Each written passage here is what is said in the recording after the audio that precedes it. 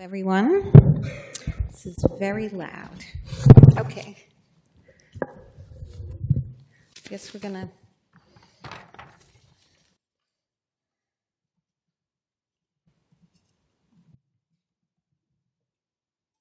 Okay, here we go. Good morning, everyone. I'm Assemblymember Linda B. Rosenthal. I serve as chair of the Assembly Committee on Housing. I want to welcome all of you to today's hearing to examine the process for municipalities outside of New York City to opt into rent stabilization, including the use of the vacancy rate survey to demonstrate a housing emergency. The Emergency Tenant Protection Act, or ETPA, as you'll hear it referred to, was passed in 1974 and included New York City and the counties of Nassau, Rockland, and Westchester in rent stabilization.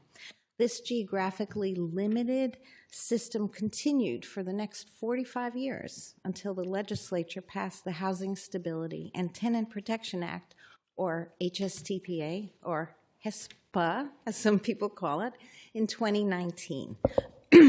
While the HSTPA made a series of changes to rent regulation and tenant protections, it ended the system that limited rent stabilization to just New York City and the nearby counties of Nassau, Rockland, and Westchester, and opened it up to any city, town, or village within New York State's 62 counties. Should a locality wish to opt in, the law requires them to first determine the vacancy rate for housing that would become eligible under the ETPA, which includes buildings with 6 or more units built before 1974. Only localities that could demonstrate a vacancy rate of 5% or less would be considered to be facing a housing emergency and therefore eligible to participate in rent stabilization. It'll come as no surprise to anyone in this room when I say we are facing a housing crisis statewide.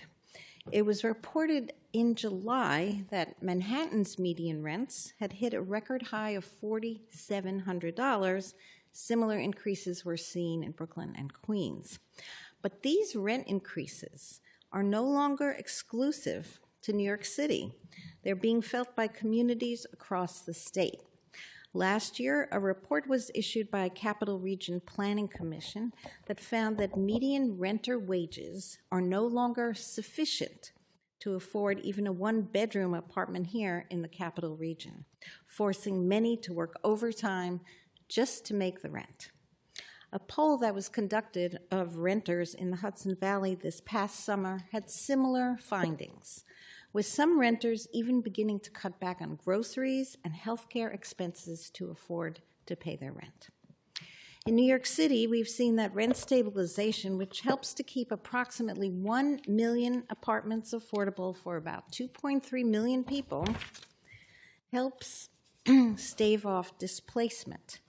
However, since the changes were made in 2019, the city of Kingston remains the only locality to successfully opt into the ETPA, despite efforts made by various other localities. There's an ongoing need to build more affordable housing across the state, and the legislature has prioritized that in recent years. But of course, we must also help New Yorkers remain in their homes and in their communities. This hearing will examine the process for opting into the ETPA and evaluate the changes that the legislature has made over the years. I look forward to hearing all the witnesses' thoughts on rent stabilization outside of New York City, the rental vacancy survey process, and feedback on how these protections impact tenants and landlords across the state. As with any hearing, we invited a broad range of perspectives to testify, and I'm interested to hear the testimony of those who were able to join us today. Some who could not make it are sending in their testimony, and we will take that under consideration as well. Before we get started, I want to introduce my colleagues from the Assembly Majority. We have Sarah Hanna Shrestha. We have from the Hudson Valley. We have Dana Levenberg from Westchester, and we have Chris Burdick from Westchester. On the minority side, we have Lester Chang from Brooklyn, and we have Dan Norbert from Westchester. Thank you all for coming. And those who are not here, enjoy watching it on TV. So we're going to do this through panels. So the first panel will have 4 witnesses. So could Kamal Johnson, Michele Hirsch, Evan Menist, and Alexander Marion please come down? Come on down.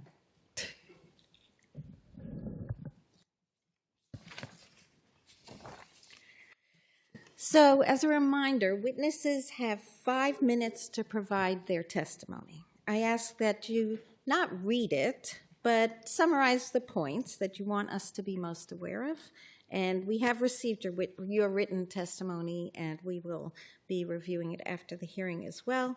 Committee members have 3 minutes to ask questions, and the chair and ranker both have additional 5 minutes for further questions. So, would you please state your name and your title and proceed? I guess we'll start with Kamal. And thank you for being here. Good morning, and thank you for the opportunity to testify today. My name is Kamal Johnson, and I have the honor of serving as the mayor of the city of Hudson, a small city in upstate New York that is facing a housing crisis felt by families in every neighborhood.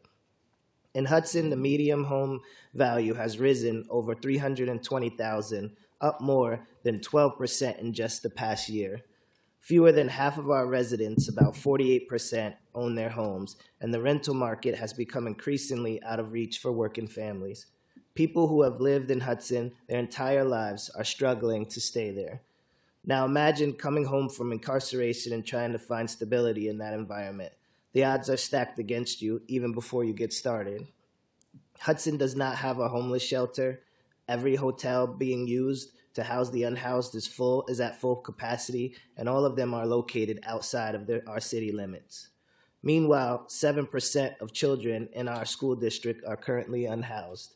That number should stop us all in our tracks. It shows how deeply the lack of affordable housing is affecting families, children, and our future. That is why the REST Act is so important. It recognizes that housing is not just a roof over your head. It is the foundation of reentry, recovery, and long-term success. Without stable housing, returning citizens face higher risks of unemployment, homelessness, and recidivism. With it, they have a chance to reconnect with family, find work, and become contributing members of their communities again. For Hudson, this legislation represents real relief. It gives local governments like ours a tool to help bridge the gap between affordability and access, especially for those most at risk of being left behind. When we help people rebuild their lives, we strengthen our neighborhoods, our workforce, and our sense of community. We have seen firsthand that people are given a fair chance, that when people are given a fair chance, they take it. The REST Act is creating those chances not just for individuals, but for cities like Hudson that are fighting every day to make housing fair, affordable, and access for all. Thank you. Good morning. Good morning, esteemed members of the Assembly Standing Committee on Housing. I appreciate the opportunity to speak to you today in my capacity as a common council member from the city of Kingston. We are the only upstate community to pass the ETPA. My roots trace back to New York City, where I spent my early years in a rent-controlled apartment in Inwood before my parents moved upstate. As a part-time member of the Common Council, I was elected in 2019 with a focus on addressing housing affordability. My experience working in human services as a New York State Office of Mental Health credentialed family peer advocate has shown me the dire effects of Kingston's housing crisis. It is impossible to adequately support families struggling with mental health issues if they lack stable housing. My advocacy is driven by a commitment to prevent the displacement and homelessness of working-class families and those on fixed incomes. The work to secure rent stabilization in Kingston has been a protracted battle against escalating rents and tenant displacement. Kingston initiated its efforts as soon as we were permitted to do so in 2019, following the enactment of the Housing Stability and Tenant Protection Act. This legislation mandated a vacancy study to access the protections crucial for my constituents. The initial study, which cost $30,000, and was carried out by an external consultant within my first 2 months in office failed to capture the true state of housing in our city. Landlords had sufficient time to manipulate the market by holding back units, misleading the vacancy rates. When I inquired about the verification of the findings, this consultant admitted the impossibility of confirming results without extensive door-knocking outreach. In my view, depending on landlords for self-reporting in this initial study was inherently flawed. The community was well aware of the housing crisis as eviction rates had surged since 2018. In 2022, Kingston's mayor conducted a second vacancy study in-house with city staff, making us the first municipality in upstate New York to adopt rent stabilization and establish a rent guidelines board. Following the declaration of a housing emergency, many landlords attempted to issue illegal lease renewals, significantly raising the rents and pressuring tenants to sign a new lease quickly. A landlord association funded from New York City swiftly filed a lawsuit to challenge our housing emergency declaration and the Rent Guidelines Board decision to implement a 15% rollback due to the rampant rent gouging. Rather than engage in the democratic process, landlords opted to leverage their financial resources to undermine the will of the community in court. The legal disputes reached the state's highest court, where our ETPA regulations and the rent reduction were ultimately affirmed in June 2025. Even after the Court of Appeals victory, the fight was far from over, shifting the need to maintain the housing emergency declaration. While ETPA tenants should have felt a sense of security, the mayor initiated a third vacancy study, which landlords anticipated and exploited to manipulate results, falsely suggesting the emergency had subsided. This occurred despite the reality that families in Kingston have been stuck in emergency shelters for 4 years, while our homeless population continues to grow. Drawing from my experiences advocating for rent stabilization, I am fully in favor of the REST Act and the proposed amendments that would empower upstate communities to implement essential tenant protections and keep more families in their homes. Firstly, eliminating the expensive vacancy studies that are susceptible to landlord manipulation would encourage more cities and towns to opt in. Many municipalities hesitate to move forward with studies due to their limited financial resources to defend against expensive legal challenges. Secondly, lowering the minimum building size threshold would enable Kingston to extend rent stabilization to smaller buildings, which represent the majority of our housing stock. Only 20% of tenants in Kingston benefit from protections due to the arbitrary limitations. Lastly, revising the building age requirement would allow more tenants in Kingston to be covered, as the existing law protects only those buildings constructed prior to '74. Updating this law could lower the cutoff date to encompass newer units, addressing our ongoing housing crisis while still accommodating new development. The REST Act would introduce these vital changes, making it significantly easier for communities statewide to adopt and maintain rent stabilization. Thank you for your attention to my testimony.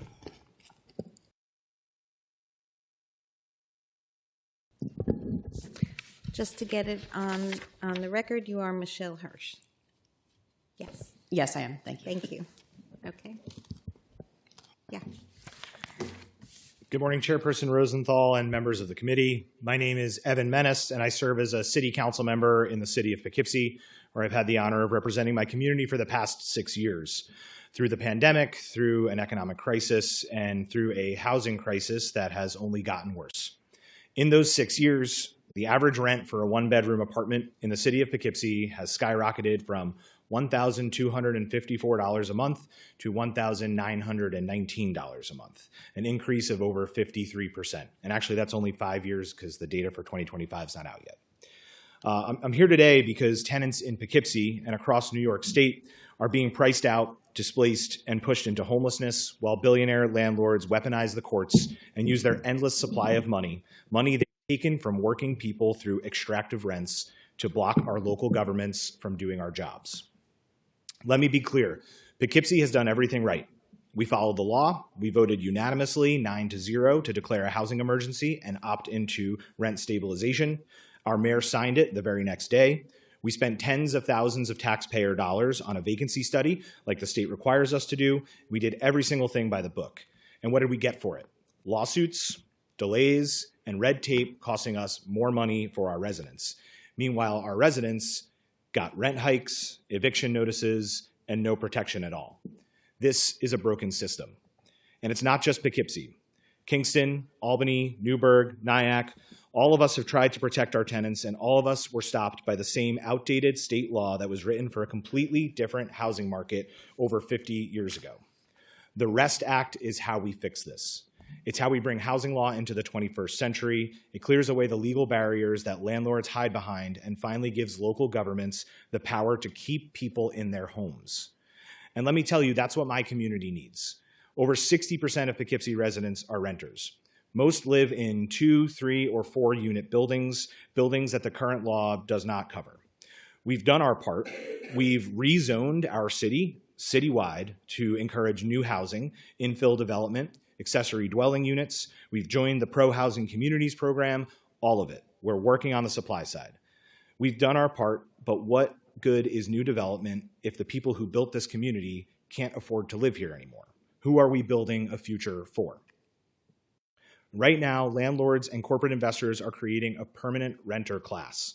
Families who work full-time, sometimes 2 or 3 jobs, but can't ever get ahead because every rent hike takes a bigger piece of their paycheck. It is not sustainable, it is not moral, and it's holding our entire economy back in the Mid-Hudson Valley. If you want to talk about economic growth, let's start by making sure people can afford to stay in their homes so they can start small businesses, go back to school, raise families, and build stable lives. Stable homes build strong communities. That's what rent stabilization is really about for us. It's not radical, it's rational. It's a basic safeguard that keeps housing affordable, reduces homelessness, and gives people the stability they need to thrive. It's not anti-landlord, it's pro-community. And let me say this. Every time we try to pass these protections, we hear the same scare tactics. It'll destroy the housing market, it'll hurt small landlords, but we've heard all this before when we fought to pass good cause eviction. And guess what? Poughkeepsie is one of the nearly 20 upstate cities that have already adopted it. Evictions are down, and the sky has not yet fallen. The truth is simple. Landlords are doing just fine. In New York City, profits for rent-stabilized landlords are up 12% just this year. But tenants are one rent hike away from losing everything. That's the imbalance that we are here to correct. So I'm asking you, not as a politician, but as someone who represents real people, someone who has had friends and neighbors priced out of their homes and into their cars who are living on the street, please find a way to pass the REST Act. Give cities like Poughkeepsie the tools that we need to govern ourselves. Let us protect our residents. Let us stabilize our communities. Let us make rent affordable and fair again. Because at the end of the day, this is a moral question. Are we going to keep letting landlords dictate housing policy for the entire state, or are we going to stand up together for the half of New York who rents their home, the people who keep our cities running and who deserve a fair shot at the lives they're dreaming of? It's time to cut the red tape, stand with tenants, and pass the REST Act. Thank you.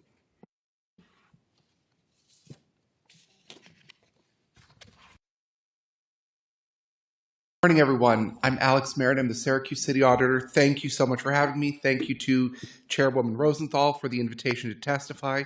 I also want to thank my colleagues, Alderwoman Hirsch, Mayor Johnson, and Councilor Menist of Poughkeepsie for being here as part of today's panel. I'm here from the city of Syracuse, a city of 148,000 residents, just 2.5 hours down the thruway, where we have some serious challenges in our housing market. And I believe the REST Act is an important tool that we can use to help address some of those imbalances. In 2024, I issued a report called There's No Place Like Home. And as far as I know, I was the first auditor comptroller of any city in New York State to really take a deep dive into the data behind tenant issues in that way and focus on good cause eviction. I'd like to share a little bit of the data that we uncovered as part of that report. 60% of the city of Syracuse are renters. According to a study by Zumper that was reported in the New York Times, year over year, we had the highest rent increases in the nation. From 2023 to 2024, rents increased 22% in the city of Syracuse. We have more than 1,500 vacant properties, which are a frequent victim of fires, further reducing our available housing stock. We've also seen a staggering increase in homelessness each year. I was part of the point-in-time count last year, which is an annual census of unsheltered individuals. We found that there were almost 1,200 people homeless in the central New York area, and 10% of the students in the Syracuse City School District are homeless. And while we have some pretty steep challenges, the solutions are clear, if not simple. We need to build more and quickly. We need to strengthen code enforcement to support those living in existing housing. And we also need to enact the policies necessary to protect our tenants. Good cause is certainly part of that, and I'm hopeful the Syracuse Common Council will adopt that in the next year. But the REST Act is another important part of that. It is a critical tool that we need in the toolbox. And while my colleagues here have said a lot about the reasons why it's the right thing to do for our populations, as city auditor, I'm often called upon to talk about efficiency and efficacy of policies. So let me talk about that for a moment. We have often seen mandates come out of this building, unfunded mandates being levied on local governments across the state of New York. And while I believe it was well-intentioned, the vacancy study requirement of HSTPA is yet another unfunded mandate. Cities across New York State began performing those studies at great expense, only to see those studies and their results get bogged down in litigation at even greater expense. In a local government, we have to make tough choices about how to use resources. In the city of Albany, they spent more than $75,000 on their study. In Syracuse, that is the annual salary of a code inspector with their fringe benefits. That is very hard for me to justify to residents to spend to conduct this study that we will then have to spend even more to defend. The REST Act eliminates this burdensome requirement, and as a local official, I'm always thankful to have one less unfunded mandate from New York State. It allows us to use publicly available data to make the right determinations and gives us flexibility for building thresholds to include, because the right answer for Syracuse might be different from the right answer in Kingston or Hudson or Poughkeepsie. Local government officials, like my colleagues here today, know our cities best. We know the data, we know our people, and we know what they need. That's why they elected us, and that's what we have to respond to every day. We need smart, strategic, and nimble policy solutions from Albany to help us deliver services efficiently and effectively in our community.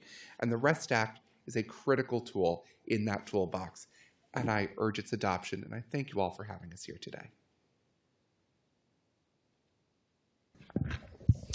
Thank you all. Sorry for your testimony. I wonder, this is for any or all of you, is there new housing being built in your communities? And if so, who are they targeted to house? You want to start in Poughkeepsie?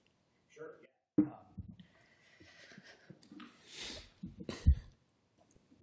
There we go. Yes, in the city of Poughkeepsie, we have thousands of new units that are either already being built or in the pipeline to be built. Hundreds, if not over 1,000 now that are already approved. And we're the most recent recipients of the Downtown Revitalization Initiative from New York State, as well as Mid-Hudson Momentum Fund monies that are going towards projects in our downtown. So housing is being built, but it's been extremely slow and difficult to do in the economy that we've all been living in over the past 5 years, especially coming out of the pandemic with the cost of building materials. And so, as I mentioned in my testimony, we are working on the supply side. We've rezoned the city. We've upzoned pretty much every neighborhood throughout the city to allow for more density and infill development. And we're trying to tackle the housing crisis from both sides, building new supply across the entire spectrum, but also protecting tenants by passing good cause eviction and trying to opt into ETPA. Most of the new housing that's being built is market rate housing. Very little housing that's coming online now is affordable housing. Really, the only affordable housing that's come online in the past 6 years has been partly subsidized by the city itself through pilot agreements. And that has been a major focus on workforce housing for folks in the 60, 80, and up to 100% AMI ranges. But that's a very small piece of it. Okay. Anyone else? So in the city of Syracuse, we have a fairly weak housing market. It is always a struggle to get new construction done because the average cost to build a unit is over $300,000, and in many parts of the city of Syracuse, especially our highest need areas, it is difficult to get a return on that investment. A lot of the new housing being built is being done by nonprofit partners. We're doing some interesting work experimenting on modular home construction. I think that's great. And I've recently called for, we've done a good job doing some changes to our zoning code. Some is good, more is better. I've recently called for updating our zoning code to shrink the minimum lot size to 25 feet from about 33 feet.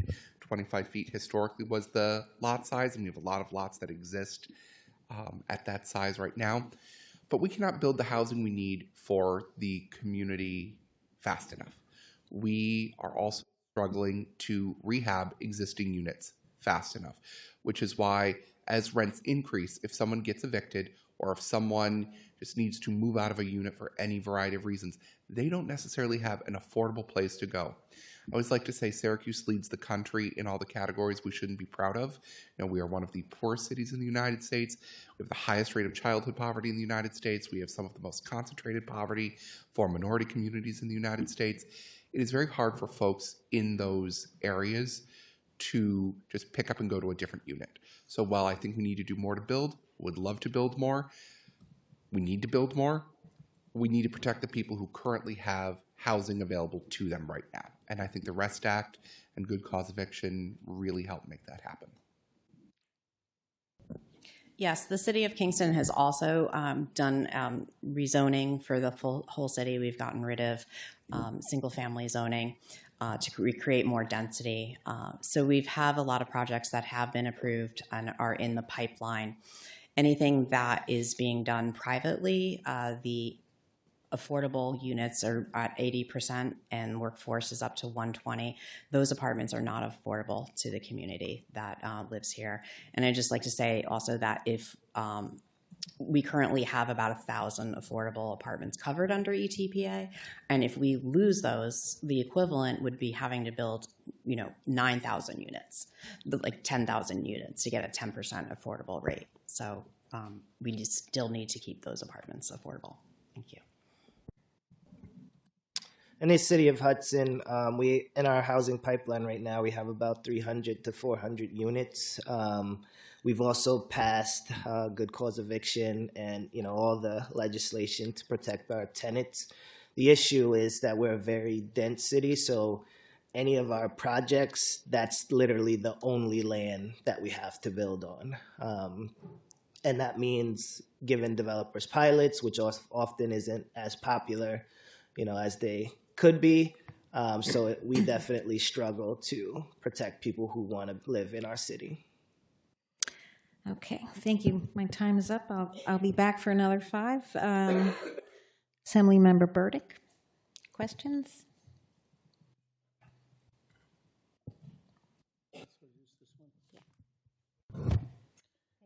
You have 3 minutes. Yes, I had a question further about the manipulation that you described in the first attempt at doing a study to declare a housing emergency. So this is directed to Michele Hirsch, but also if the others in the panel have had that experience as well, it'd be helpful to hear about it. If you could just expand upon that briefly. Yes, the study results that we received in a report, most of the larger buildings at that time were owned by the same landlord, and they had about the same vacancy rate of 10% across the board. So that's why I asked the question of were these results verified? I was told they could not be. So you feel that they were manipulating the figures on vacancy rate? Yeah, holding units offline, not renting, not making them available. And the others on the panel, did you have a similar experience with building owners holding units off the market? We had the exact same experience in the city of Poughkeepsie. We had very much the problem of non-responses to our vacancy study where landlords would come back. And so can I just ask then, is this one of the reasons why you feel that, as would be provided under the REST Act, that there should be other ways in which to determine that there's a housing emergency? Absolutely. Under the existing requirements for the study, with an organized landlord community working against us, it's pretty much impossible. But it would still require a study be done in order to establish it, so that it's not done just at the whim of the governing board. Is that correct? So in other words, there still has to be a declaration based on some empirical facts that there's a housing emergency declaration, correct? Based on existing evidence, Right, I think that we already have from regular reports about vacancies in the city of Poughkeepsie. Great, thank you so much. Assemblymember Levenberg. Thank you so much for your testimony. Some of you mentioned that you had adopted good cause. I was just curious, could you clarify again who had adopted it, who hadn't, and what did you think the obstacles were, either to getting to yes or not even going down that path yet? And yeah, just start with that.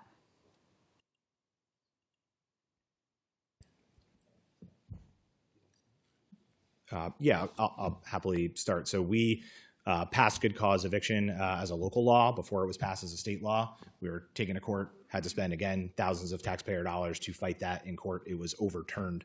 And then as soon as the state law was passed, we unanimously opted into good cause eviction at the local level. So and again, who took you to court was?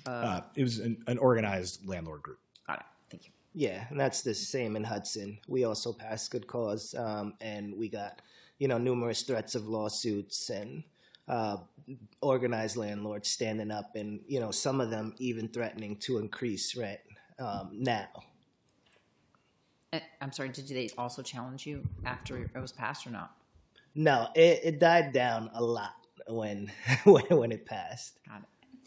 Kingston has also passed it 2 times, the first before the state passed it. So when we passed it the second time, it was after we had already put the rent ETPA in place. So we didn't have any landlord pushback at the time. Okay. Syracuse? I feel like the odd one. Not statewide, you're not. Maybe just in this group. There you go. I feel like the odd one out because Syracuse has not yet opted into good cause, but I have faith that we will probably do so next year. There is going to be some turnover on our city council at the beginning of the year, and several of the folks who are coming on have indicated their interest in being supportive of good cause. I think the obstacle we ran into is there's just a tremendous amount of misinformation out in the world about what good cause does. People would say, oh, well, so you're banning all the evictions? No, we're not banning evictions. We're creating a more thoughtful process for which people can go through evictions. And we would try to bring folks from other cities to speak to our council about it. And I think that it was just a matter of people who supported good cause did not do the education necessary of our elected leaders prior to folks who are against good cause doing their efforts at education. So sorry to interrupt my last 11 seconds. Just, do you think, even though you don't like state mandates, that if it were mandated upstate as it is in New York City, that would be helpful? Or good cause is a mandate that doesn't cost us any money. I'm all for that. Okay. Thank you. Okay, Assemblymember Norber of Nassau County. Thank you. Thank you all for being here. It's great to see you guys, and I appreciate all the work that you're doing in your communities. My question has to do with migration. Since 2022, there's been more than 200,000 migrants who entered New York State. I just want to know if it's affected your communities at all. I think in Kingston, I read something a while ago that there was some issue there, but I just want to know if it's affecting housing in any sense or form. Hi. Yeah, we don't see that being an issue. It has not been an issue in Kingston. I would like to say that I think that Syracuse, our unofficial city motto is Syracuse bids you welcome. We are incredibly proud to be a city that has settled one of the highest rates. It has one of the highest per capita refugee resettlement rates in the country, and we are immensely proud of that. My own family chose Syracuse a century ago, and I like to think we're just kind of paying it forward. The issue we have found with our new American neighbors is that they are too often taken advantage of by systems that are not designed to protect them. That is why we need good cause eviction. That is why we need the REST Act.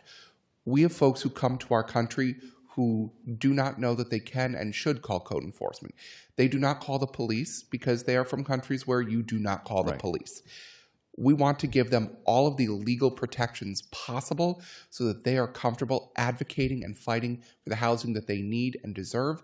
And they have made in our neighborhoods an incredible difference.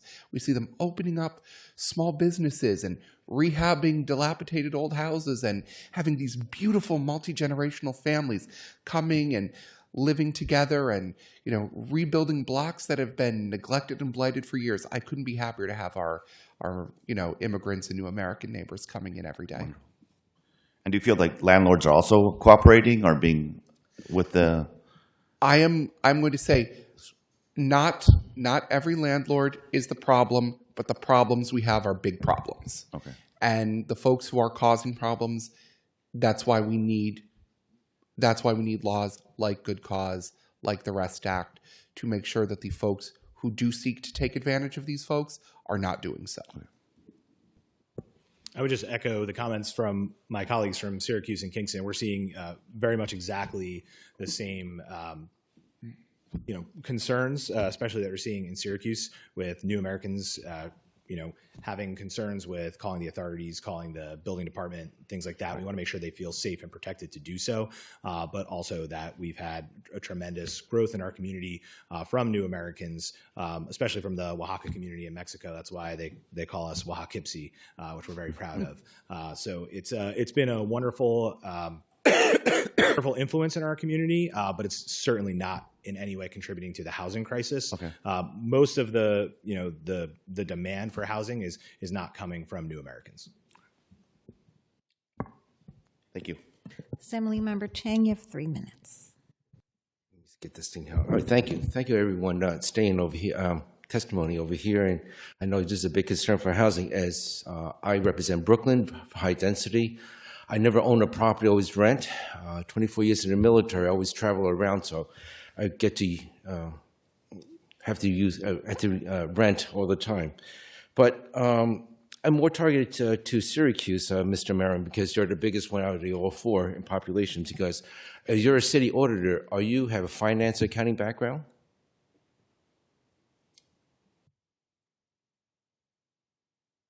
Well, okay. Oh, there we go. First of all, Assemblyman, thank you very much for your service to this country.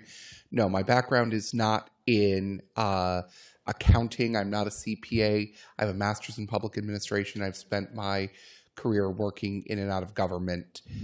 Okay, well, thank you. So I'm accounting trained, but I'm trying to understand the numbers itself, because except for Poughkeepsie, every one of you have population decrease, and especially for you in Syracuse. I'm born in 61, but based on 1960, the census, 216,000. Mm-hmm. And your testimony, 148,000. So there's a decrease of about 60,000 for the past 40 years, 50 years. So, and I'm sure people must have built housing between that time. So I'm trying to calculate where's the missing housing. You lose 60,000 people for the past 50, 60 years, and your shortage of housing. And that's why I couldn't get it unless you could explain it away. The only thing I could think of is you have your property tax in Syracuse have increased for the past decade or so. So there's a host of factors behind that. Yes, our population has decreased over the years. A lot of that has been the result of suburban sprawl. Folks have moved out from the center city to our suburbs. We have more than 1,500 vacant properties in the city of Syracuse. Many of them are not fit for habitation. So that means they have been empty for years. They have serious code violations. just a few months ago, I put out a report on vacant structure fires. Many of these buildings have been kind of used by out-of-town investors as like a place to go drop some cash, and they stop paying attention after that point. So we have a real problem with out-of-town property speculators that have really wreaked havoc on housing throughout the city of Syracuse. And we also have housing that does not always fit the people who need it. The housing that has been built, the housing that has been rehabbed is often, higher end housing. It is housing being built for, people who can afford that $300,000, $400,000 home or that $3,000 a month rent in a building. We are struggling to keep up with the housing needs of a still very low income community. And so our housing doesn't always have a neat fit to the people who need it the most. We've also seen, unfortunately, because of the quality of our housing stock, we've seen a tremendous number of demolitions happen over the years, and I will argue that many of them are very necessary. I spend an inordinate amount of my time in this job. Please wrap up. Just seeing some of these vacant properties across the city, and I think it's a real issue that we have to address. I think that's the most. Okay. All right. Members of the Assembly, do you mind if I answer that question? Well, the time is up for this round, so we can get back to it. Assemblymember Shrestha, 3 minutes. Yeah.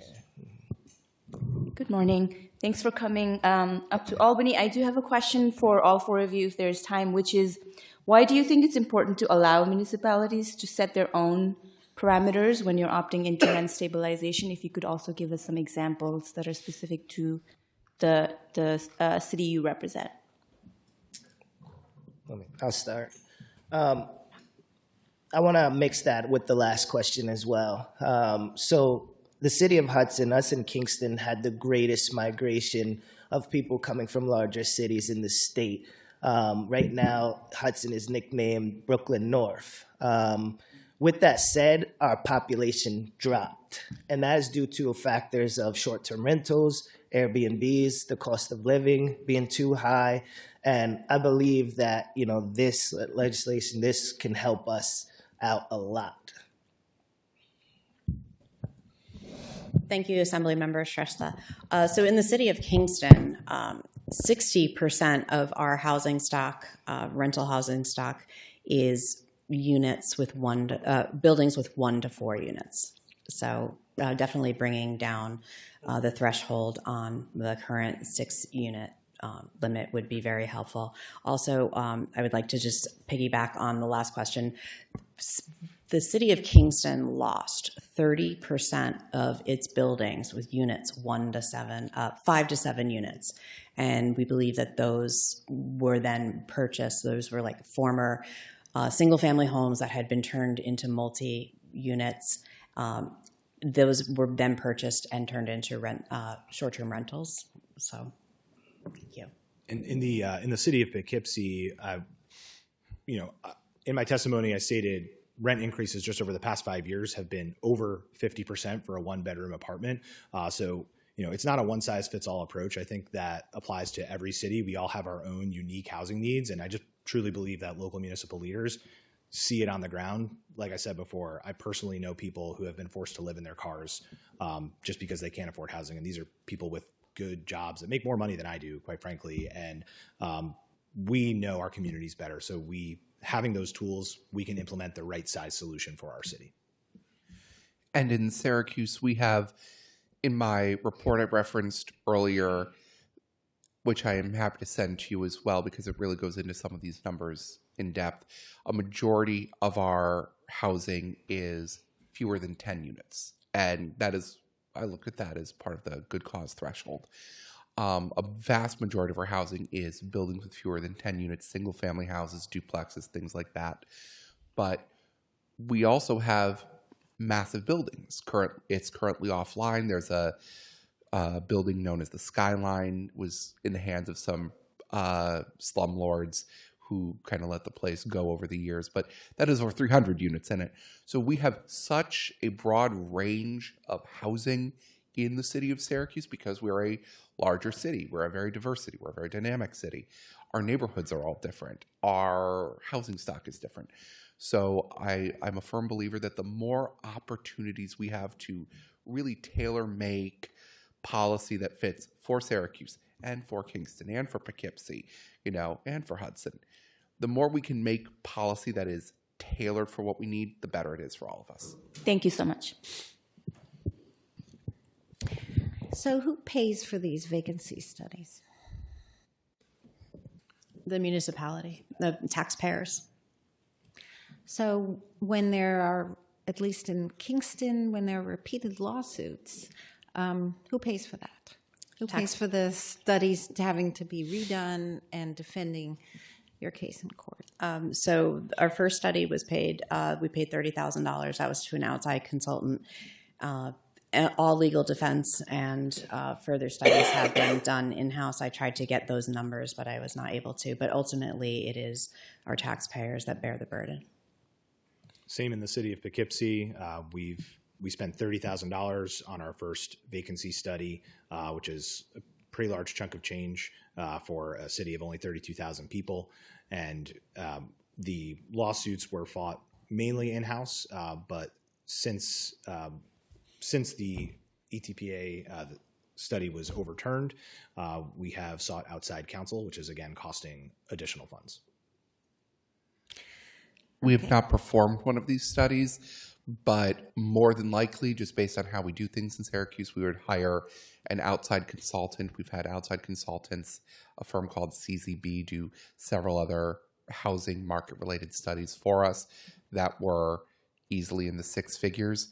And if there were lawsuits, we would probably be hiring outside counsel at firms that, again, we keep on retainer, but often cost us six figures to defend. So maybe it would be easier if the state just said, well, you're all in rent stabilizations. But I think that That'd be great. what we've done is Yeah. what this bill, but also other attempts are to give local control. Mm-hmm. One question I have is, and I see this in New York City, the people who established the communities and have lived there, families over generations, are often the ones being squeezed. Mm-hmm. So if you talk about demolition or vacancies, all of you could describe, quickly, in your communities, who is it that is being forced out or live on the street or live in shelter? In the city of Poughkeepsie, it's long-term residents, people who have lived in the city of Poughkeepsie for generations, who are often being squeezed by these rent increases. And, really to go back to the earlier question as well, as we've lost thousands of units from urban renewal throughout the 60s and 70s in the city of Poughkeepsie. Over 400 buildings were torn down through terrible government policy that resulted in us losing thousands of units. And those communities who were already in the city of Poughkeepsie had to get shifted around throughout the city of Poughkeepsie, disrupting their housing patterns, moved into becoming renters when they often were previously owners of properties. And now, under the policies of New York State, they're being squeezed even further by these incredibly burdensome rents that climb every year while their salaries do not. In the city of Hudson, it's our working class population. Our Black population has dropped 40% over the past 6 years. Our hospital, which is our largest employer in the county, has over 200 open positions currently. Yeah, in the city of Kingston, it's our lower socioeconomic families that have been pushed out, even from our housing authority, as they have become doing conversions with private developers.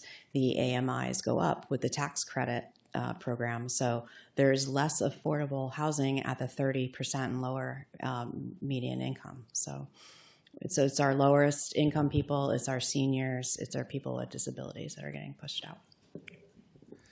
Let me tell you about Mrs. Fair, who lives on Cannon Street. She took me on a walk around her neighborhood, and she's a homeowner, and she takes great care of her house.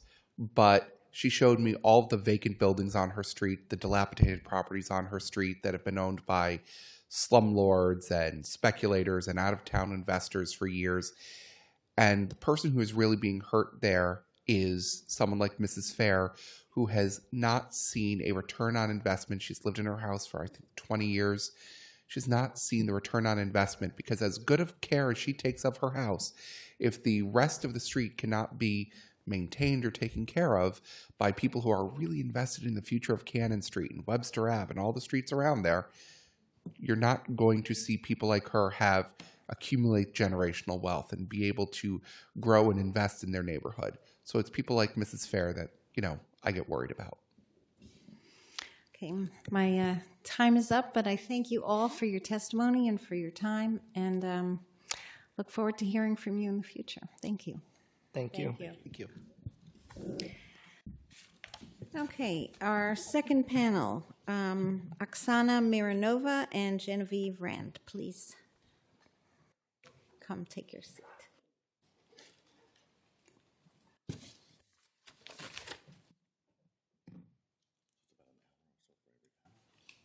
What time is it? Oh, this is only 2. Thank you.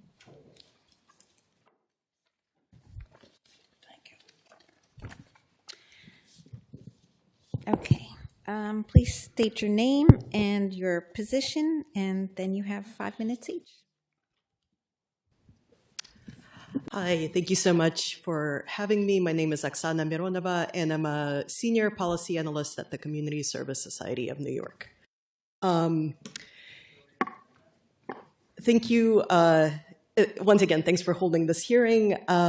We at CSS have been running a poll of low-income New Yorkers for over 25 years. And last year, we expanded this poll to look at the housing and economic security issues in the state writ large.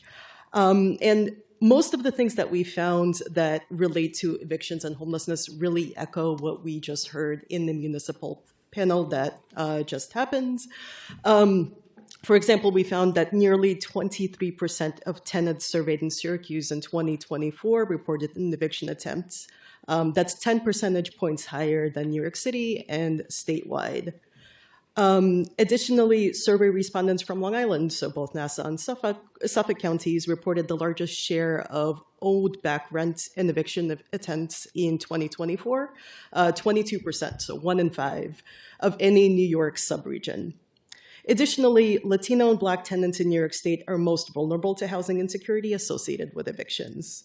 In 2024, 31% of Latino respondents, that's a massive number, it's 1/3 of all respondents, had either been evicted or moved out of a fear of being evicted, compared to 12% of non-Latino New Yorkers. 14% of Black households in our survey experienced an eviction attempt in 2024, compared to 9% of white households. We ran the survey again just 3 weeks ago, and we asked respondents to describe their housing situation and identified high instances of visible and invisible homelessness all across New York State. These figures were higher outside of New York City than in New York City. In the Capital District, 8% of all respondents and nearly 1 in 5 of low-income respondents, those earning under 200% of the FPL, reported staying in a shelter, temporarily staying with friends or relatives, or not having a place to stay at all. Additionally, around 1 in 10 low-income respondents in Long Island, Monroe County, Erie County reported currently some level of homelessness. This survey captures both visible homelessness and invisible homelessness. So we get a better number than something like the PIT count, just because we're capturing people who are couch surfing and et cetera. Our survey also found that rent stabilization is extremely popular with voters. In 2024, we asked residents across the state in communities where there is no rent stabilization if they would like the law to come to their community. We found that 81% of respondents, including 89% of suburban respondents and 81% of rural residents, supported implementation in their community. The next part of my testimony covers what has already been covered in the municipal panel. Elected officials who run their cities could speak to this more than I can. But just to reiterate that landlords are weaponizing bureaucracy, essentially.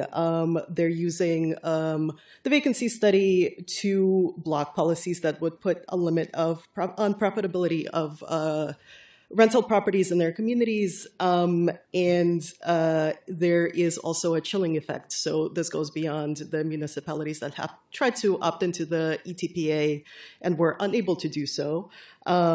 And expands out to the rest of the state, where a municipality or a county simply is not going to try because they know it's going to be an expensive process.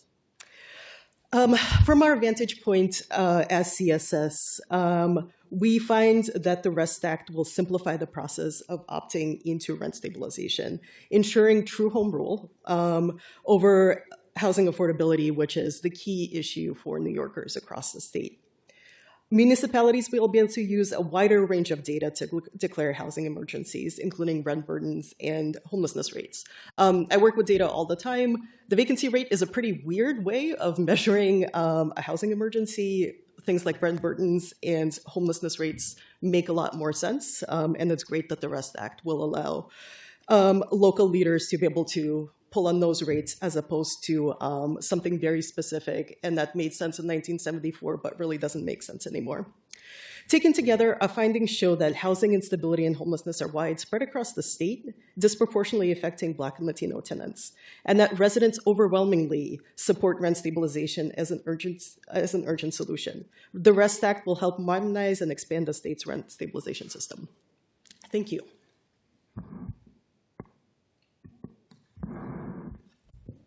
Next, thank you. Hello, my name is Genevieve Rand. I am the campaigns organizer at Housing Justice for All, which is a coalition that represents over 80 organizations of tenants and homeless New Yorkers all around New York State. My perspective that I'm bringing here is I work around the state. And I've worked with cities all over and watched about a dozen different attempts to opt into ETPA rent stabilization over the past several years.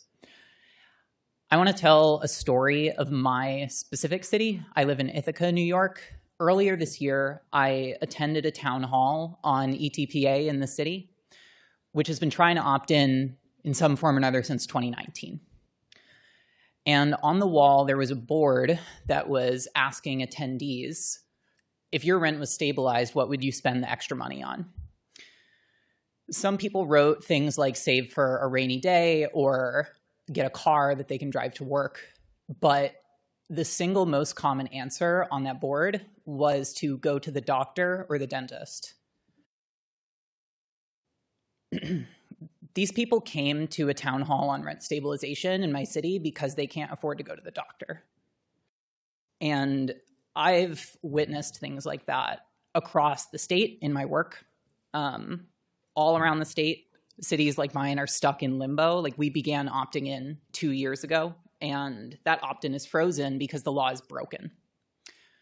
All around the state, cities are trying to opt in. Like one of the councilmen earlier said, they're doing everything that they're supposed to do, and they're not able to opt in. They're unable to make rents more affordable for their people who are voting to make rents more affordable, who are forming civic organizations and flipping government seats and making new governing majorities because they want to tackle this problem, and it's not working. And the law being broken in that way doesn't just mean that people in these cities are choosing between rent and food. It doesn't just mean that they're having fewer children. It doesn't just mean that they're becoming homeless at many, many times the rates of previous decades.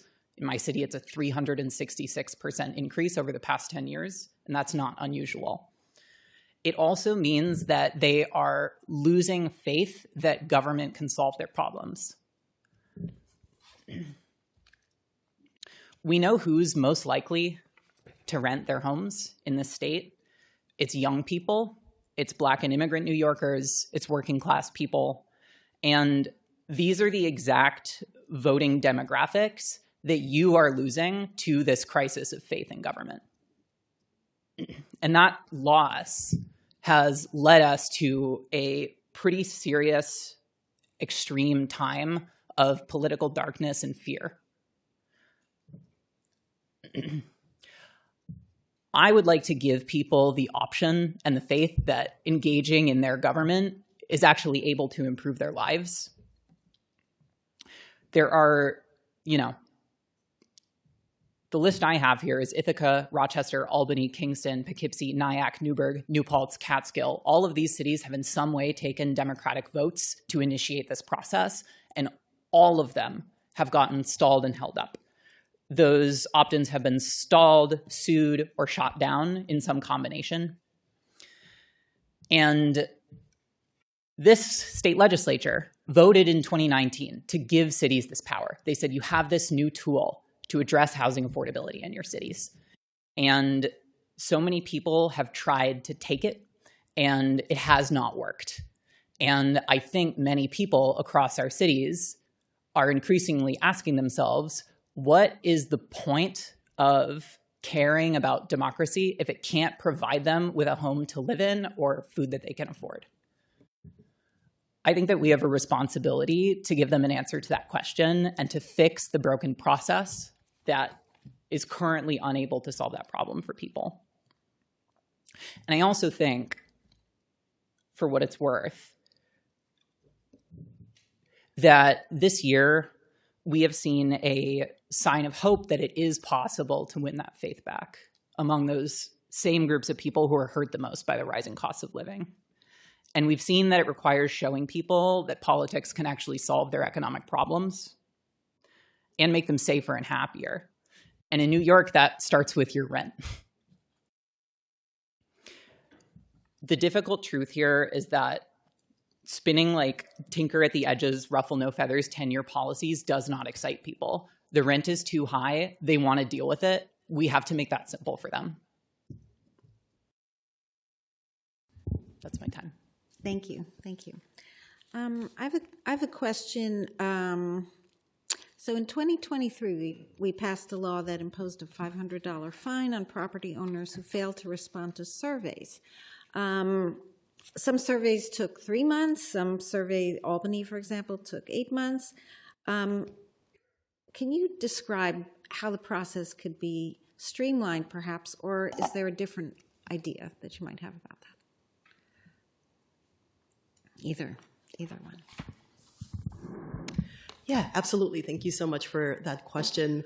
$500 is not that much money for someone who is running a building. I think that the cost of, if you factor that into the cost of doing business and reflect back to, we heard from the previous panel of landlords simply not responding to surveys or very blatantly providing information that is incorrect, it feels as if that level of intervention is not enough, which is why the REST Act makes so much sense, where we're taking this process that is clearly not working and introducing something that is much easier for cities to implement and that costs much less money, which at a time where municipal budgets are facing so many challenges from so many different spaces, relying on something that is not a kind of outdated idea that probably, again, didn't actually make sense in 1974 and was just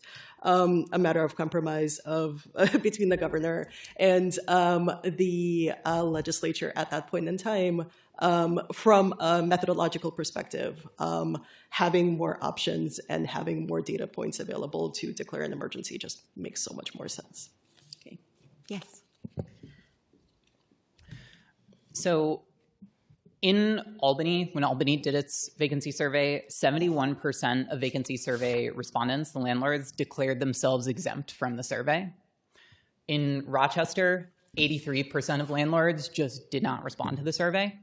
And what gets at the question you're asking is that there was a legislative attempt to fix this reporting process and clarify the standards. And what we've seen is that that has not borne results. These vacancy studies that individual municipalities are responsible for are unreliable, volatile, and easily manipulated. And attempting to tweak that has not produced different results. And so we need to enable them to look at different data. I want to call attention to the fact that cities with high student populations like Ithaca, like Syracuse, like New Paltz, like Poughkeepsie, like Kingston, these have some of the most aggressively rising rents, but their large student populations mean that their vacancy rates fluctuate very dramatically with the seasons, which makes it an even more unreliable indicator. And so that's why for these cities, it's especially important that they can use other publicly available data. New York City has great infrastructure to be able to constantly do vacancy studies. No other city does. And there's all of this other existing data. Like, there's no reason to think that vacancy is the only indicator that you have a problem with housing prices. You could also look at housing prices. Right. Have any of these localities sought assistance from the state housing DHCR, or do they not have a role? Should they have a role in assisting municipalities?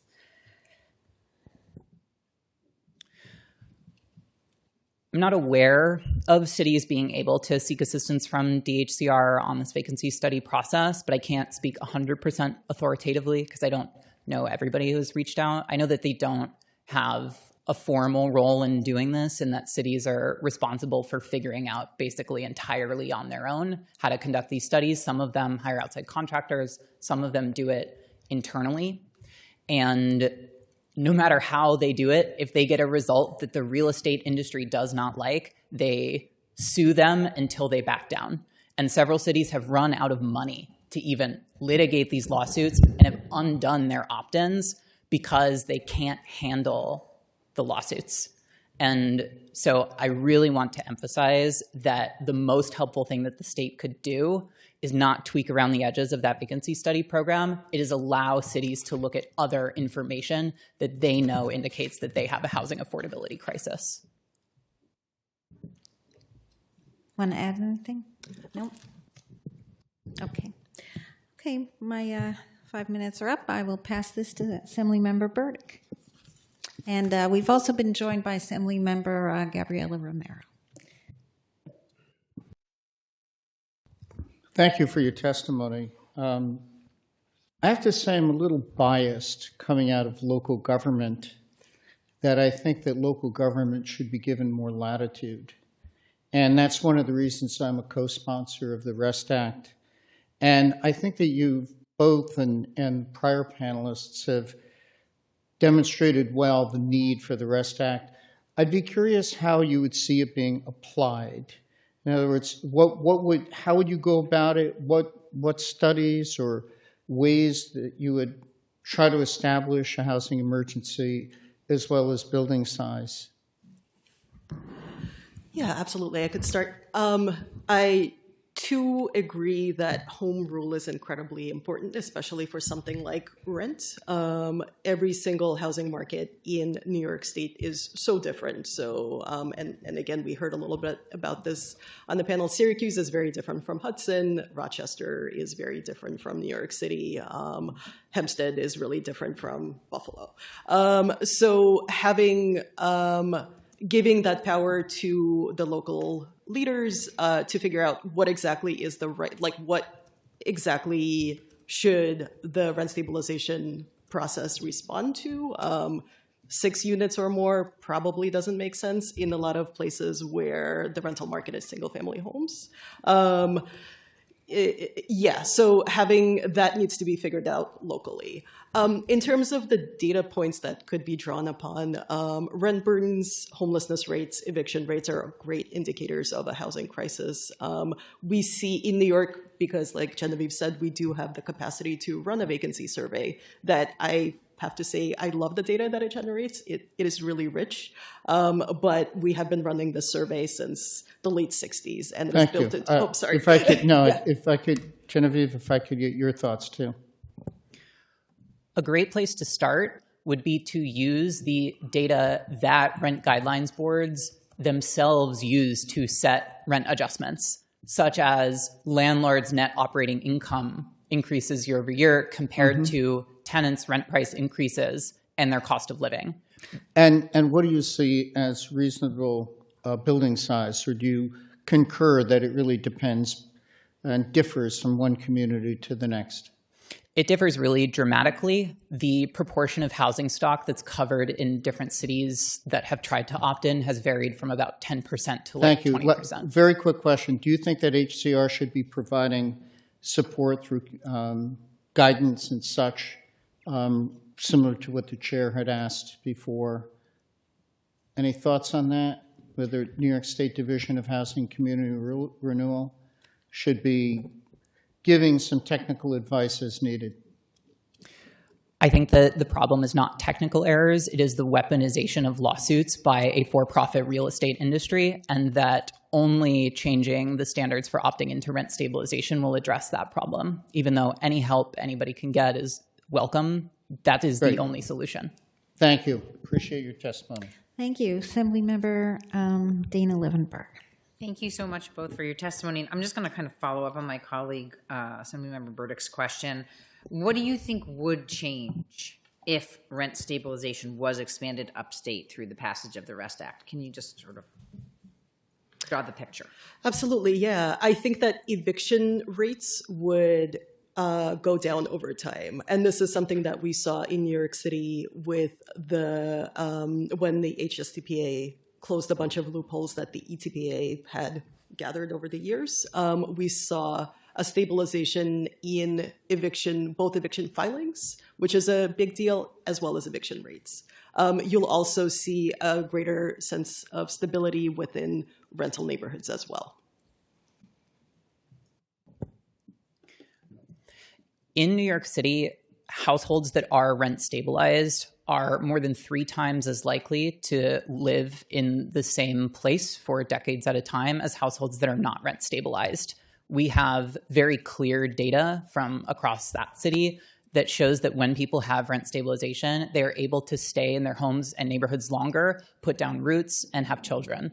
And I would like to see more people doing that, because currently the number of people is going down, and I worry about the future of our cities and our state if that trend continues.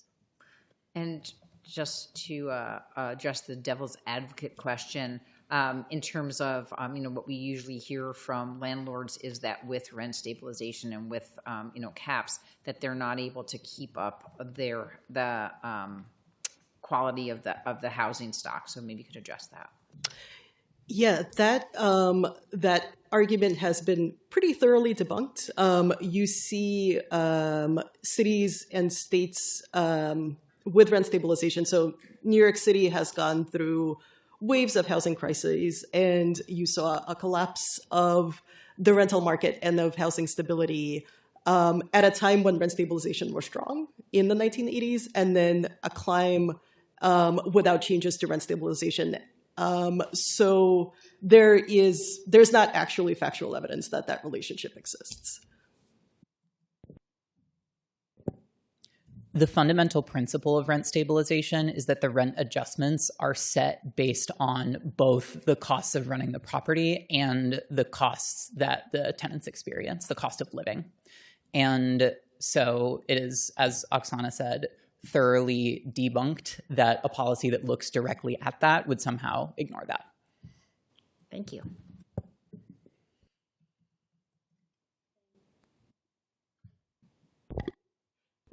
Thank you. Mr. Norbert? Thank you very much. Thank you for being here. A common thing that keeps on coming up here also with the prior panelists is regarding the studies themselves that seem to be flawed in some way. I guess every city, municipality is coming up with their own ways of how to do it, either in-house or outside firms that are conducting these studies.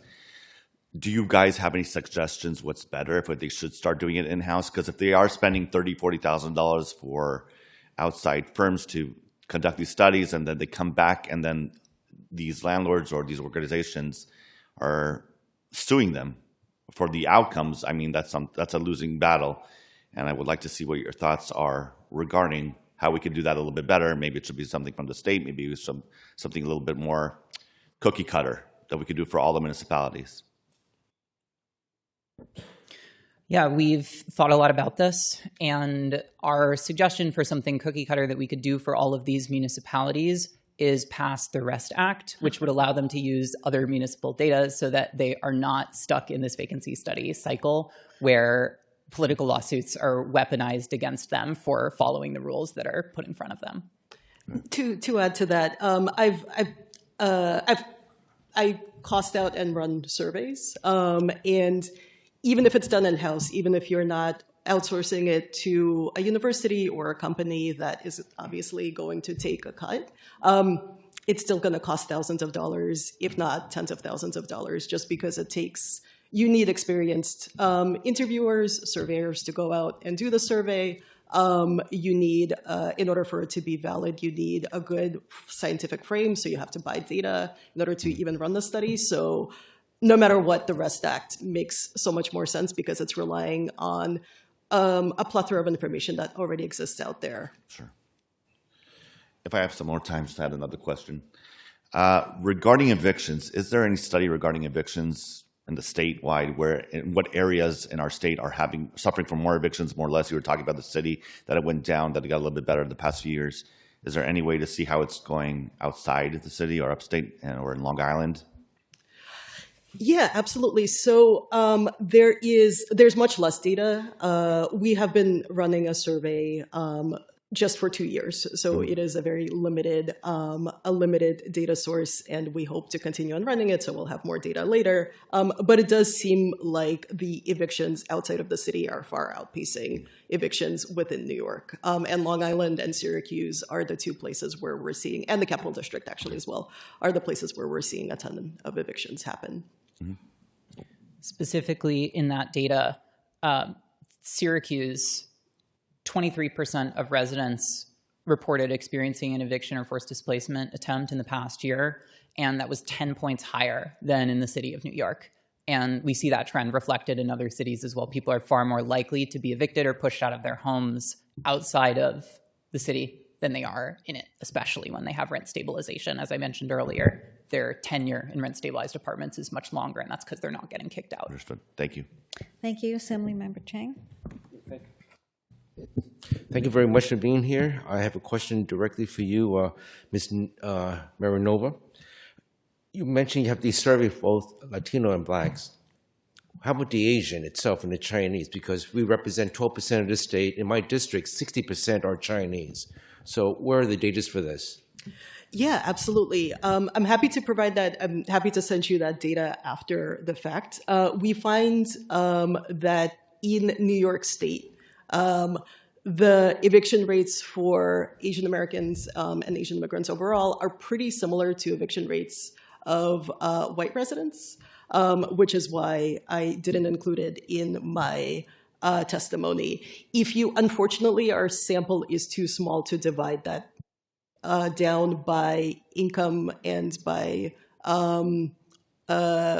basically disaggregating by place of origin, just because obviously Asian as a category is too vast to be able to make any kind of specific statement about the experiences of Chinese Americans compared to the experiences of Cambodian immigrants. So kind of but that's aggregation. Still, as a whole, is 12%, which is a significant amount. Absolutely. And I want to see that data itself.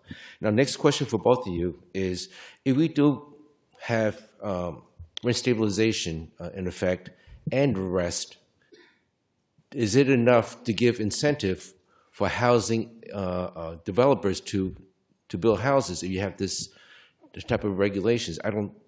Maybe you can enlighten me on this. What's the incentive for them?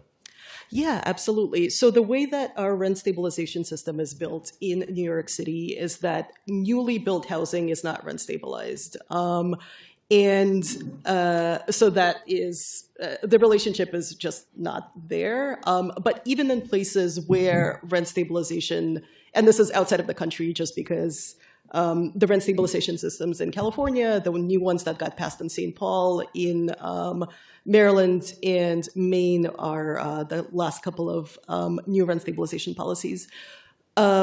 Even in places where rent stabilization applies to newly built properties, construction continues. And that is because things like zoning, interest rates on new multifamily housing, the availability of liquid capital affect the housing market, the new housing market, so much more than something like rent stabilization. If a developer wants to build in a place, those are the things that they're looking to, as opposed to, is there rent control or not? I mean, basically they can make a living, and I don't see they can make profit if you have rent stabilization in effect. So developers in New York City, developers in places like New York City is different. Are making a ton of profit.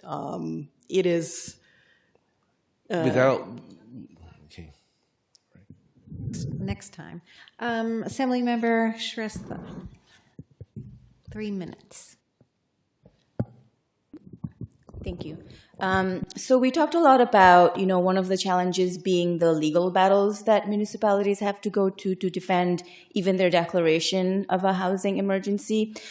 Could you tell us how that changes when you're using publicly available data? Is there reason to believe that that would be more difficult to defend, or would it significantly make the process more efficient? If you are a municipality like Nyack, which I believe has about 8,000 people, and what happened with them is they did the vacancy study, they voted to opt into rent stabilization, and then they were hit with lawsuit after lawsuit after lawsuit by the real estate industry suing them for how they did their study. They always find something. They don't necessarily intend to win this litigation. It is a money contest. A municipality of that size does not have the funds to continue to defend against those lawsuits. And so even though they believed they were in the right, they backed down and undid their opt-in vote because they could not afford to continue to defend these lawsuits.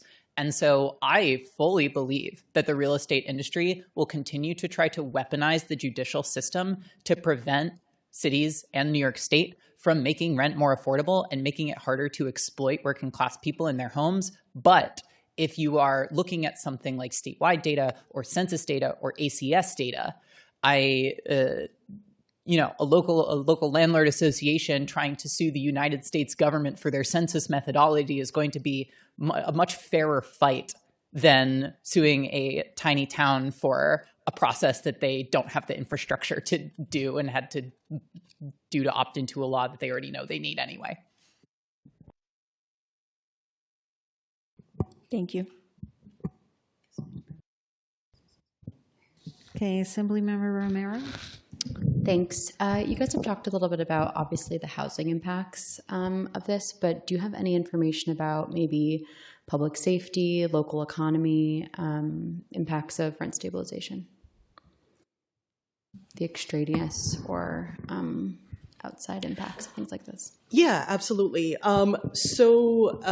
Having stable communities, as Genevieve mentioned a couple of times, rent stabilization allows people to put down roots and stay in their neighborhoods for longer periods of time because they're not being evicted at the end of their lease term. Having people who stick around year after year helps create stable communities, which is the actual way of having public safety. It's the old Jane Jacobs idea of eyes on the street is actually really important and is how we are a way to keep our neighbors and ourselves safe. And that becomes possible with rent stabilization, and is just not possible if you have people who are constantly being pushed out and constantly having to reestablish those kind of loose social relationships that you need for a stable neighborhood. Every time that we've done research on this, we have found that when housing is affordable, communities are stable and secure, and when it is unaffordable, they experience volatility and crisis. We published a report a couple of years ago about the relationship between eviction rates and public safety, which I can submit to this committee, that showed that there is an extremely strong correlation between heightened eviction rates and heightened rates of violent crime. So we know that when we are able to give people more stable homes, when they are more able to know their neighbors, that it makes their communities safer. Thank you. And then could you share a bit more about rent stabilization supporting the local economy of the area? I'm not sure if you touched on that earlier.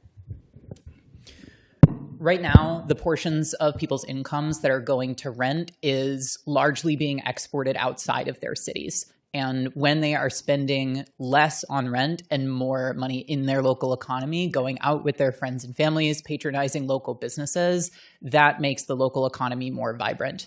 Instead of what's happening right now, which is that all of this money is being funneled into the already hyper-wealthy real estate industry and leading to the highest economic inequality that this country has ever experienced. Thank you.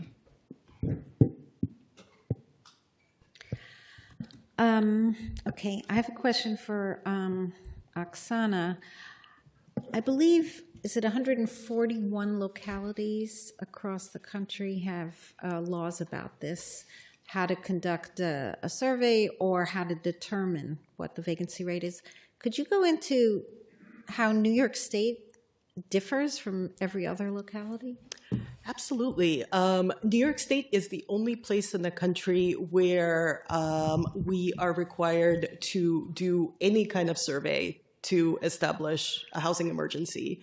So the states that have rent stabilization, and I should say states where localities have rent stabilization, are California, Oregon, Maine, one city, Portland, Maine, Minnesota, St. Paul, and New Jersey, which is the bulk of rent-stabilized counties, rent-stabilized cities in the U.S. None of those places require a study. A declaration from the legislative body is sufficient. Most of those declarations include data about evictions, about rent burdens, but none of them require a study. Who does the work in these localities if the working class workforce people can't afford to live there? Like, who works in McDonald's, for example, if the people who need to pay too much rent can't afford to live there? It's the same people. They just have to live further away and are more isolated and lonely, and in my experience, depressed. I have people in my local tenant union who live far outside the city but work in the city and volunteer with the tenant union out of hope that they may be able to afford to live in the city someday. I mean, I think we've seen something like that in Syracuse with Micron, where, industry has bought up a lot of the housing, and the people who will work in Syracuse have to live at least an hour away. Can you talk about that a bit? I'm not as familiar with the Micron development. Just the general concept, yeah. It is a pattern that we are seeing across cities all over the state. There are some of the local legislators that you spoke to earlier talked about how their cities are struggling with the question of who their city is for. Is it for the people who work in the city and make the city what it is, or is it for people who can afford luxury rents and displace all of those people and don't have roots in those communities? And I think that this committee has a responsibility to give people the option to live in the places that they work and the places that they make worth living in. What do you think about the idea that in next year's state budget, we allocate funding to different localities to do a survey, absent changing the criteria? What about that idea? Because it seems like a locality in good faith does a survey and then they're hauled into court and deplete their allowed expenses to challenge it, and then you never get anywhere. And I don't think that was the goal in 2019 when we offered opting into ETPA, was to stymie localities. So many of these cities have done these vacancy studies. They have found their own money to do it, but if the state gave them the money to do it, I believe that without a change to the underlying policy, the result would be the same. You would see the same outcome. And enacting the REST Act to enable these cities to adopt this policy on the basis of other publicly available data is it's the dream policy for you guys, because it is totally free to do. It empowers local governments, it saves them money, and it makes housing more affordable. Okay, anything else? 30 seconds. Let me ask you, do you know of any of the big landlords in your areas that you've studied? Do any of them lose money? No. The ones who are fighting, implementing rent stabilization. The ones who are fighting, definitely not. In all investment, there's some amount of risk, and investors adopt that risk. Everyday working class people should not have to, but the ones who fight it are making incredible amounts of money.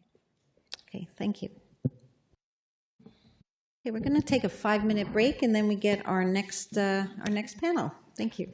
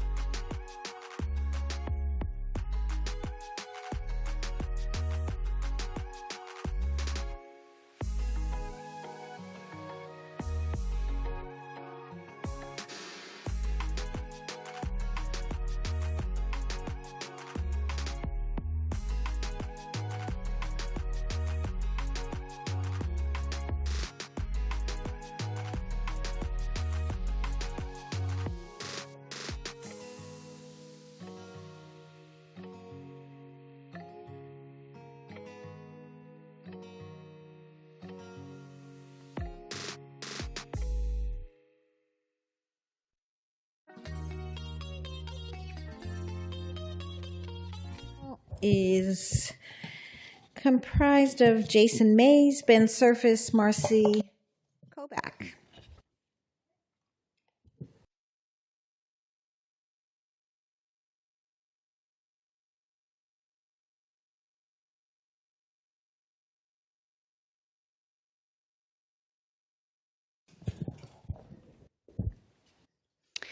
Thank you for being here. So please state your name and your position, and you each have 5 minutes.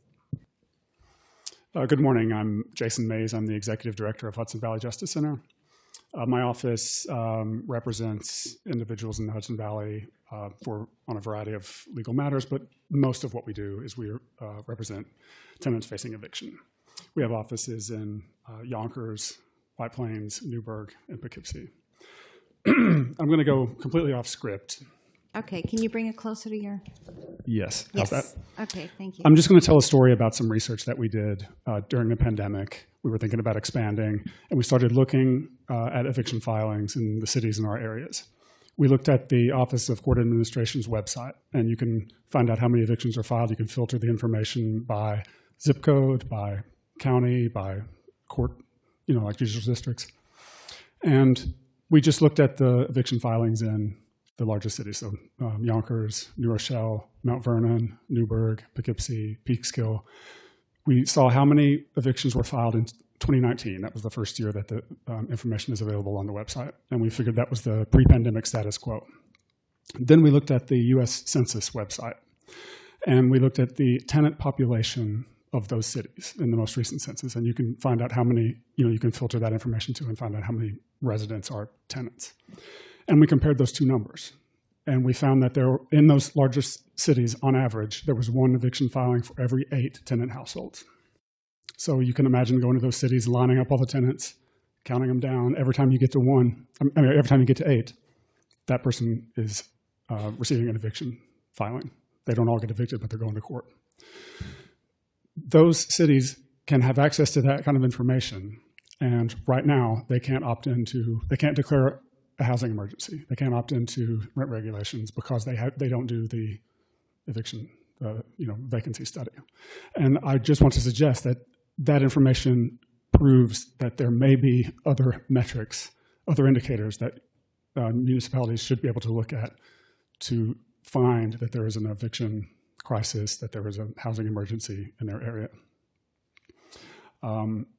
The rest of my testimony is submitted in writing. I just wanted to share that story and say that you should allow municipalities to use other information to opt in to rent stabilization. Okay, thank you. Good morning. Thank you for the invitation, and thank you for hearing from the public on this vital issue. My name is Marcy Kobach, and I'm the Litigation Director at Legal Services of the Hudson Valley. I overlap with my colleagues. We provide comprehensive civil legal services across 10 offices in the Hudson Valley, and like the Hudson Valley Justice Center, the majority of legal crises that people come to us with involve evictions. In Westchester, 13% of all residents seeking assistance with landlord-tenant matters had an issue that would have been directly affected by having protection from eviction on the basis of lease expiration or an unreasonable rent increase, and 81% of those applicants had legal issues that resulted in eviction proceedings. So these protections make a difference. In 2024, over 15,700 eviction cases were filed across the 7 counties that we serve, and they're on pace for similar numbers in 2025. People who rent their homes struggle due to high rents and the constant threat of displacement throughout the cities, towns, and villages in the Hudson Valley, and it does not have to be this way. These are very different cities, towns, and villages. Yonkers is right near Scarsdale. Manufactured home parks sit near cities like Poughkeepsie and Newburgh, but we see the struggle across the board. We have every type of rental housing that exists in New York State. I won't list you an alphabet soup that includes USDA and Michele, but many people are not protected by good cause eviction or rent stabilization, and they are in crisis, as we know. And local governments do not need to ask landlords to be able to know whether constituents who rent their homes are affected by a housing emergency. And tenants, who are the larger majority of constituents, do not need to ask the people that they pay rent to in order to know that there is a housing emergency. I represented hundreds of tenants in Yonkers City Court over many years, and those who were in rent-stabilized apartments had vastly different outcomes from those who did not. And it goes beyond just the eviction. The people who lived in rent-stabilized apartments could complain to code enforcement, pursue habitable living conditions, and see it through without being displaced. Since Kingston adopted ETPA 3 years, 2 months, and 21 days ago, I've talked with scores and scores of Kingston ETPA tenants. And when I describe to them what their rights are under ETPA legislation, or regulations, I should say, a phrase I commonly hear is, "That's life-changing." Again, these are individuals who do not need to ask lessors or property owners to know that there is a housing emergencies. We've gotten some really excellent detail about the process of individual cities opting in. So I just want to take my last minute to give an overview of what's happened in the 7 counties in our service area. So we all know since 1974, communities in Westchester and Rockland, which are within our service area, have been able to opt into ETPA. Rockland has 24 towns and villages, 2 have opted in. In Westchester, there have only been 3 opt-ins in this century, right? In the last 20 years, there have only been 3 opt-ins. Most of the 21 of the 45 cities, towns, and villages opted in many, many, many years ago. And then, of course, as you heard today, there have been stymied attempts in upstate counties since 2019. Now, since April 2024, when communities have been able to opt into good cause eviction, in just Dutchess County, 4 communities where Poughkeepsie had a vacancy study that was struck down have opted in. So what inferences you can take from that, but these are localities that are using their legislative judgments within the parameters that they can to protect their citizens, and it's critical for them to have the utmost tools at their disposal to protect their citizens. Thank you.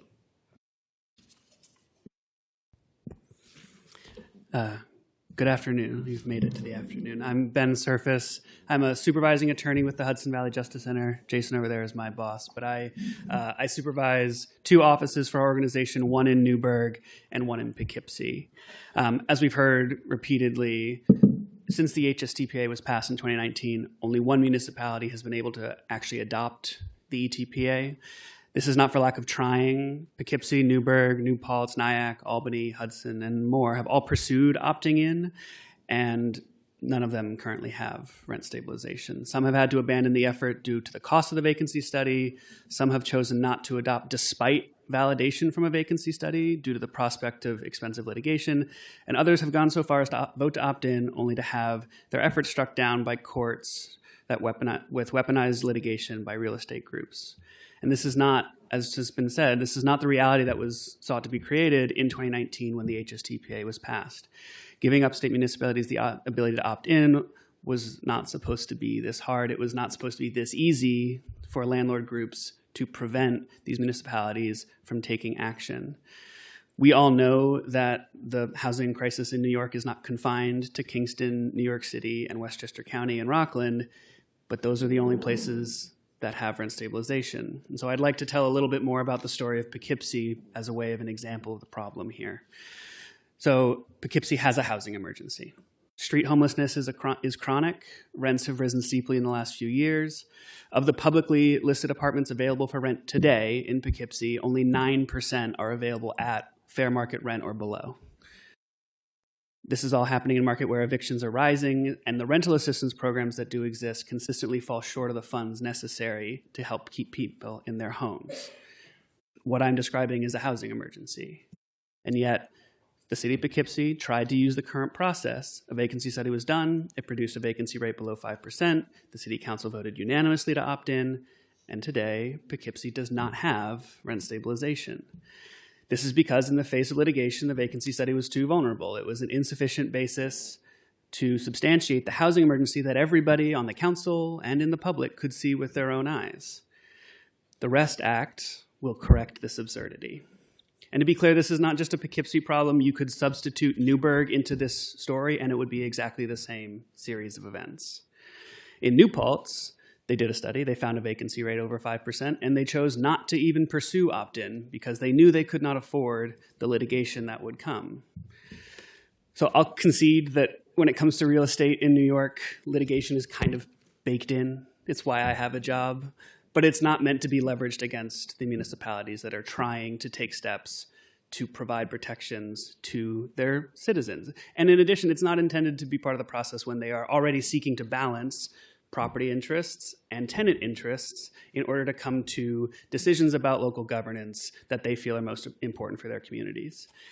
And to be honest, this legislature sort of has already proven that they know that, right? When y'all passed the good cause eviction law, you authorize municipalities to adopt regulations on residential real estate based on the housing conditions in the municipality, right? What size units were going to be covered, what size landlords were going to be covered, what level of market luxury deregulation you were going to allow. Those decisions were left to small municipalities to work out for themselves.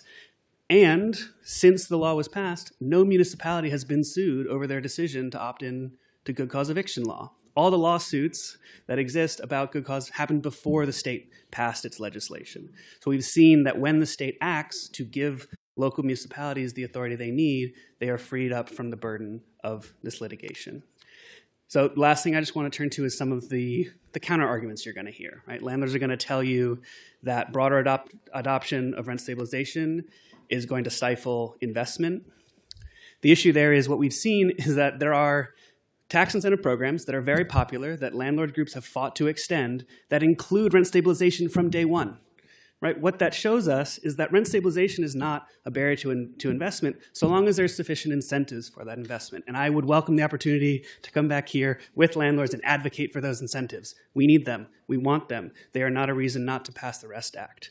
The last thing they'll talk about is that it's going to make it impossible for them to maintain buildings. And we've heard great testimony already about the counter arguments there. And I'll just say anecdotally, I've represented tenants in rent stabilized homes and those who are in market rate homes. And the regulatory status is not the determining factor of whether a landlord chooses to invest in that building. It's whether they're invested in the community. And so the REST Act to me is an important step. And I see I'm out of time. Thank you. Okay, thank you. Can you talk more about where you fought with landlords to get more tax incentives, for example, and how that affects their attitude? So personally, I have not fought with landlords about getting tax incentives. Often where I find my fights with landlords is that they've gotten the tax incentive, they're really enjoying it, but then they don't want to abide by the good cause protections that come with it. Mm-hmm. However, I think what we often hear, right, is a false dichotomy, that the rent regulations we're seeking are going to prevent investment, and really what we should be talking about is how to deal with the supply side. Councilmember Menist talked about this too. We agree that this needs to be a both-and approach. We need to encourage investment in communities for new housing. That's why the REST Act maintains a 15-year exemption for new builds. But I bring up the incentives to show that the regulation itself is not a barrier to investment so long as the incentives also exist. So this regulation is trying to accommodate those incentives, saying for 15 years, you're not going to be subject to these regulations. But we have developers who have signed up for rents to build rent-stabilized units that are going to be rent-stabilized from day one, the 421A program, the J51 program. These were successful programs that landlords fought to keep. And on day one, those units are rent-stabilized. They sunset out of the program, but the rent stabilization did not prevent those tax incentives from being used. And so for them to come up here and suggest that rent stabilization is going to keep people from investing when they fought for incentives that would require them to accept rent stabilization rings hollow. I wonder if any of you could discuss it's 1974, that's more than 50 years ago. How does that affect the ability of municipalities to actually produce the evidence to opt in?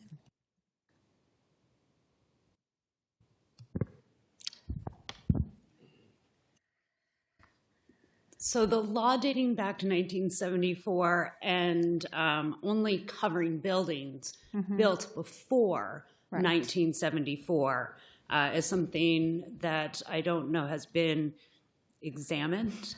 And it certainly has an effect on what is the universe. And we've heard about Newburgh and Poughkeepsie, two small cities. Kingston is also fairly small. Alder Hirsch referred to that universe of properties with more than 6 units built before 1974, coming in at about 1,000. But so that narrowing, right, of what properties are potentially subject to rent stabilization really limits it to the oldest buildings, which then I think creates a challenge with maintaining a robust supply of safe and healthy housing. But it is also a factor when you look at very detailed court decisions about these vacancy studies. That magic 5% number, that's a difference of a handful of units where there is a dispute or an alleged dispute about whether or not that handful of units were vacant at a point in time that tips the balance between the local government having the power to use its legislative judgment or not. And I wonder if you can discuss how difficult it is to get everyone to comply with the request to supply data in terms of occupied or vacant. Well, we've heard that it's expensive. We've also heard that we know that there's a financial incentive for landlords to provide a certain response. And when the question is this property vacant and available, well, what does it mean to be available? That's a question that can be answered in facetious ways, I suppose. And it's important information. Obviously, whether housing is available to rent is important. But as I was saying before, it's not the only indicator of a housing emergency, and there could be other reasons. If people are getting evicted at a very quick rate, the housing vacancy rate might not fall below 5%. But it doesn't mean that something serious is happening in that housing market and that tenants there need stability. We passed a law some years ago that if landlords in New York City fail to register their units either as vacant or occupied, there's a substantial penalty. And we saw that after the enactment of that law, so many more people complied. So perhaps that's the stick approach that we need to look at. Thank you. Mr. Burdick, do you have questions? Thank you for your testimony, and good to have the folks in the Hudson Valley, since we're in the Hudson Valley, representing Westchester County. Question, do you feel that the alternative methods for establishing a housing emergency under the REST Act are more likely to successfully withstand a challenge than a vacancy study?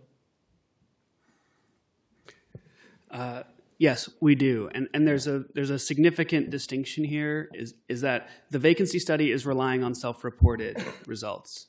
And what the REST Act does is allow for a menu of options that could rely on publicly available data that's already been vetted. One of the big challenges we're seeing is that when these vacancy studies are being challenged, they're being challenged on the integrity of the data, on the methodology of the data collectors, right? So the legal battle that's happening in court is whether or not whoever did the study properly.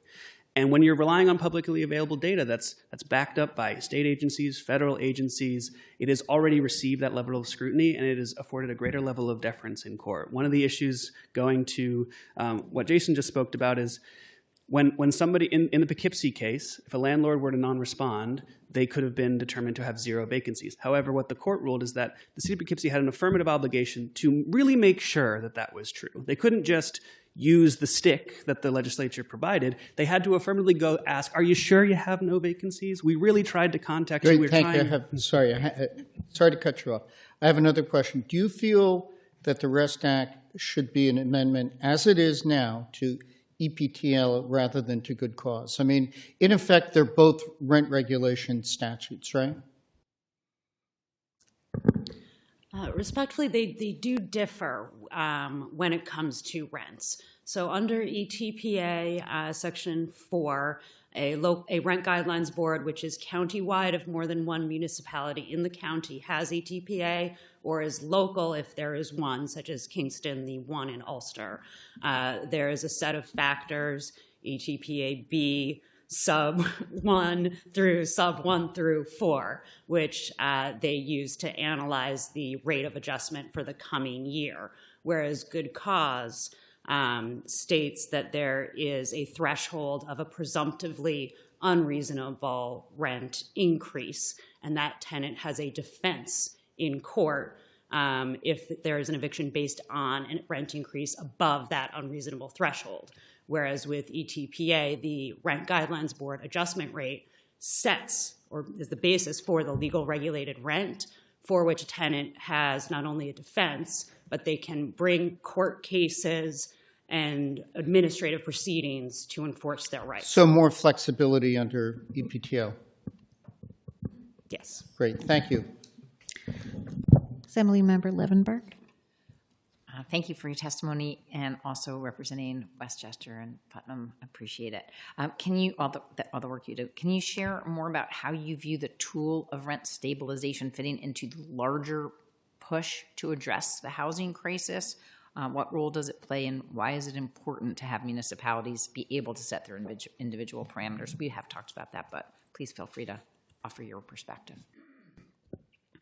Well, we know, being in court with tenants on a daily basis, that these protections stop evictions. They don't stop all evictions, they stop a significant, people have many more defenses under these regulations. They have stability. The people who, the providers in the area who are able to help people financially when they fall behind in rent, they are much more comfortable helping people in protected properties because they know that person is stable. They know it's going to be affordable going forward. They know that the landlord can't simply refuse to renew the lease after they've helped pay the landlord however many thousands of dollars it was to help the person catch up. So we know that this keeps people in their homes. It gives tenants stability. I mean, how it affects things like incentives and the market. It's also good for in that regard because it separates existing housing stock from new development. It leaves room for people. It leaves room for incentives for people to develop new property because it doesn't apply to the new developments. But it treats the existing housing stock differently, and frankly, buying the existing housing stock whenever BlackRock comes in and they start buying single-family homes in our neighborhoods, that's not a productive activity. We should not really care that much about their profits. They're just taking money out of our economies. We should incentivize people to build new properties if the reason that the rents are high is because there's a shortage. I'm not sure that's always the case, but if that's the reason, that should be addressed. This allows for incentives for that, and for that reason, it really does balance these various interests. Have any of you defended in a good cause a municipality, and how has that gone, just out of curiosity? Has it helped? Yes, it's been quite helpful. There's a learning curve, of course, whenever there's a new law, but we were able to defend people who were sued under what people had been used to, which was lease expiration, where good cause actually applied. There are certain exceptions to certain exceptions, and we've litigated those. There are also questions about the meaning of the local effective date that we've litigated, but all of those have been successful. And I'll say, so we've had, the good cause law is incredibly helpful for assisting individual tenants, but what it doesn't do that rent stabilization does is disincentivize the desire for an eviction. So in good cause, the restrictions on rent increases only apply within the life of a single tenancy. Once that tenant moves out, the sky's the limit on the increase. And rent stabilization does not have that dynamic. So whereas good cause gives us tools to protect a tenancy, once that tenancy ends, the rent can skyrocket. Thank you. Assemblymember Chang. Okay, thank you very much. Any one of you can answer this question based on this testimony. Approximately 60% of your case, and reading from your testimony, your offices has 60% of your case of your office have eviction related. Have you find general survey what kind of evictions that these tenants are facing, whether medical issues or lack of jobs, or out of this 60%? I think there's a confluence of factors. Obviously, policies don't occur in vacuums, but absolutely people face unaffordable rents, and the out of reach report continues to show the absolutely untenable number of hours somebody would need to work at minimum wage to afford a prevailing rent throughout our service area. Generally speaking, most eviction proceedings are non-payment proceedings. And so people are really in those situations because the rents do not bear a rational relationship to incomes. I'll let others speak. Because that does,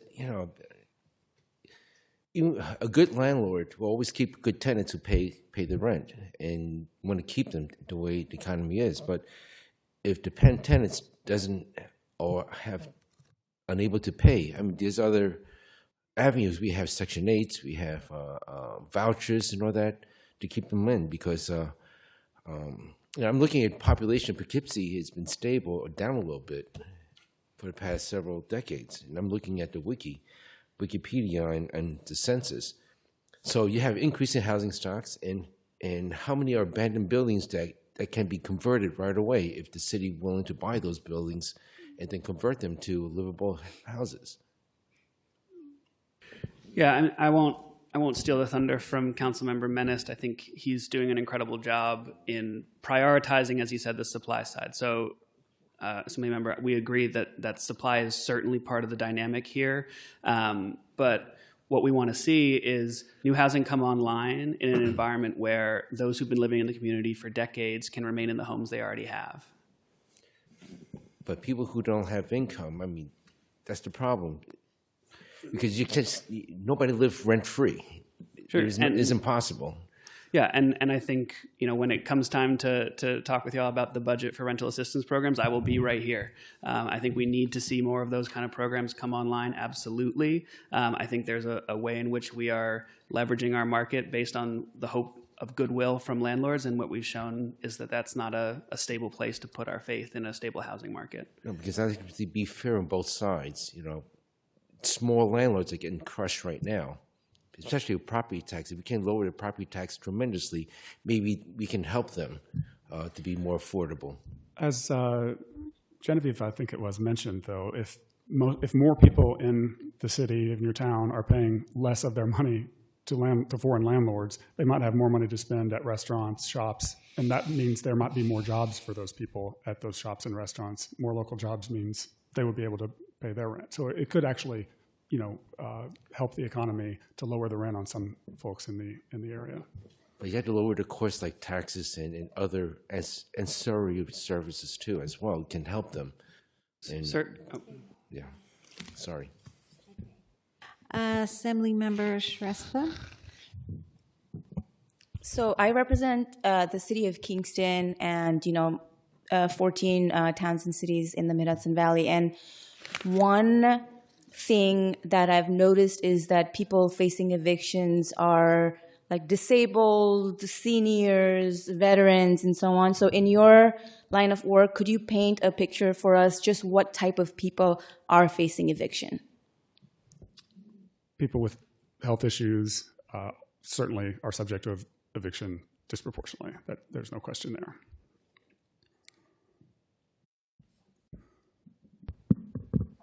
Yes, that's absolutely something that we see as well. But evictions do affect lots of different people. There's not one single population that these are the people who struggle to pay rent or are in unprotected or unstable housing situations. So, but we definitely see a large number of people with disabilities or other challenges where there aren't other resources that are adequately available, vulnerable to eviction. There are also other members of the population that if somebody can be evicted because their lease expired, that can affect anybody. Yeah, and I'll just sort of to piggyback off of what Assemblymember Chang was saying. You know, a lot of the time, the people who are facing eviction have income, right? So they are living on fixed income, either because they're elderly or they're disabled, or they are working jobs that don't make it possible for them to afford the rent. And when we talk about programs like Section 8 or other state-based rental assistance programs, what we have to keep in mind is that most of those programs have limits on how much the rent can be in order for the unit to qualify for that program. So it's not like Section 8's a blank check for a tenant to go get any apartment they want. The apartment has to fall within fair market rent guidelines. And as we see in Poughkeepsie right now, that means you're looking at 9% of the available housing stock, and you're competing on the market for that 9%.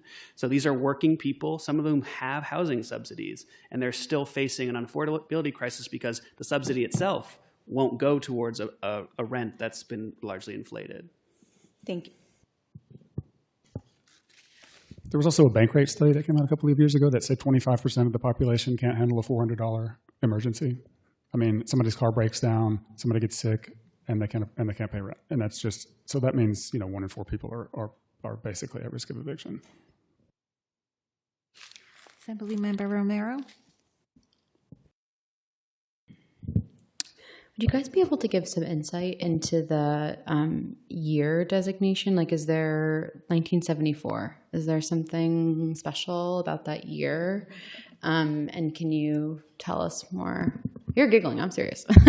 Like, is there something special about that and kind of... That was the year the law was enacted. I have not seen any court case which analyzed why that remains the case. There's certainly nothing magical about that year, which would mean why rents for buildings that old and have gotten older as time has gone forward would be subject to legal regulated rents being governed by rent adjustments set by rent guidelines boards over the years versus a building 1 year older not being subject to that. So really the answer is no. Something that tenants in housing, which is presumptively covered by rent stabilization, do actually face is maybe the lessor does not treat it as rent stabilized. Maybe they don't follow the requirements to offer the rent stabilized lease, and the tenant then learns, wait a minute. And then there's a challenge over the year in which the structure was built or substantially rehabilitated. And that can be very technical. That can be very challenging for a tenant on their own to try to meet that. But in the course of that, I'm not aware of any policy analysis of why the world flips on July 1st, 1974 for that tenant. I think at the end of the day, it's just that they wanted to make room. They wanted to leave incentives for new development, right? So we're saying as of this moment, this housing stock is regulated. That you're providing some people with some stability, but you're not discouraging any new development. And this law does something similar, but it sets a rolling effective date. And I think that makes sense. I mean, if the issue is that there's a short supply, and we've heard that rents are going up where the population is going down, and maybe that's not really the explanation. Maybe there's something else, inflation, maybe there's speculation, this kind of stuff. But if that's the rationale, then it makes sense to treat the housing stock differently, like the older stock, and leave room for the incentives for new construction. Yeah, and I think it's just an important point to hit on here that, right, 1974 made sense in 1974 because they weren't trying to regulate housing that was going to be built in the future. And, we're going to hear soon from the other side on this issue that's going to, making counter arguments that will inevitably be in the room asking for compromises. And this law is already a compromise, right? We are granting a 15-year exemption with this law. Back in 1974, they didn't bother. They just said, okay, if it's not built yet, you get an exemption. But what this law says is for 15 years in the past, and for 15 years going forward, you will get an exemption. And so I just want to highlight that point as this bill continues to work through the process. When you hear calls for compromise, just keep in mind that relative to 1974, we are here accepting the compromise on day one. Well, and in terms of going forward with the enormous tariff increases, it's going to be very hard to build anything. So it's another wrinkle in supplying housing for folks across the state. I wonder what kind of rent increases are you seeing, or have you been seeing in the past few years on those units that are not in any kind of supporting system? Or maybe even those who have a Section 8 vouchers. Yeah, so I'll give one example. This was in the city of Newburgh, and I don't use this example because it's an outlier. I use it because it's a sympathetic tenant and a common situation. We had a tenant, single mother, who received a housing subsidy, had been living in a unit for 10 years, had a new landlord buy it. They came in, they renovated the vacant units in the building. They didn't renovate hers. And they raised her rent by $800. Now, that was an 80% rent increase. And they did it saying, well, we've made improvements to this building. And they weren't lying, but they hadn't done anything to her unit. And they raised her rent to a point where she was no longer within the fair market rent threshold. And so she had to move. It was not that she couldn't afford the $1,800, that the subsidy could not afford the $1,800 and then continue to provide her the subsidy. Now, that's a particularly egregious example because of the level of kind of heartbreak it elicits, but it's not a particularly egregious example when it comes to the amount of the rent increase. So in Newburgh, I joke that if Beacon is the new Williamsburg, Newburgh is the new Bushwick, right? There's people coming in speculating that they can put in a really nice Airbnb there, and that's driving the rents up. And so landlords are taking advantage of that, and we're seeing massive rent increases.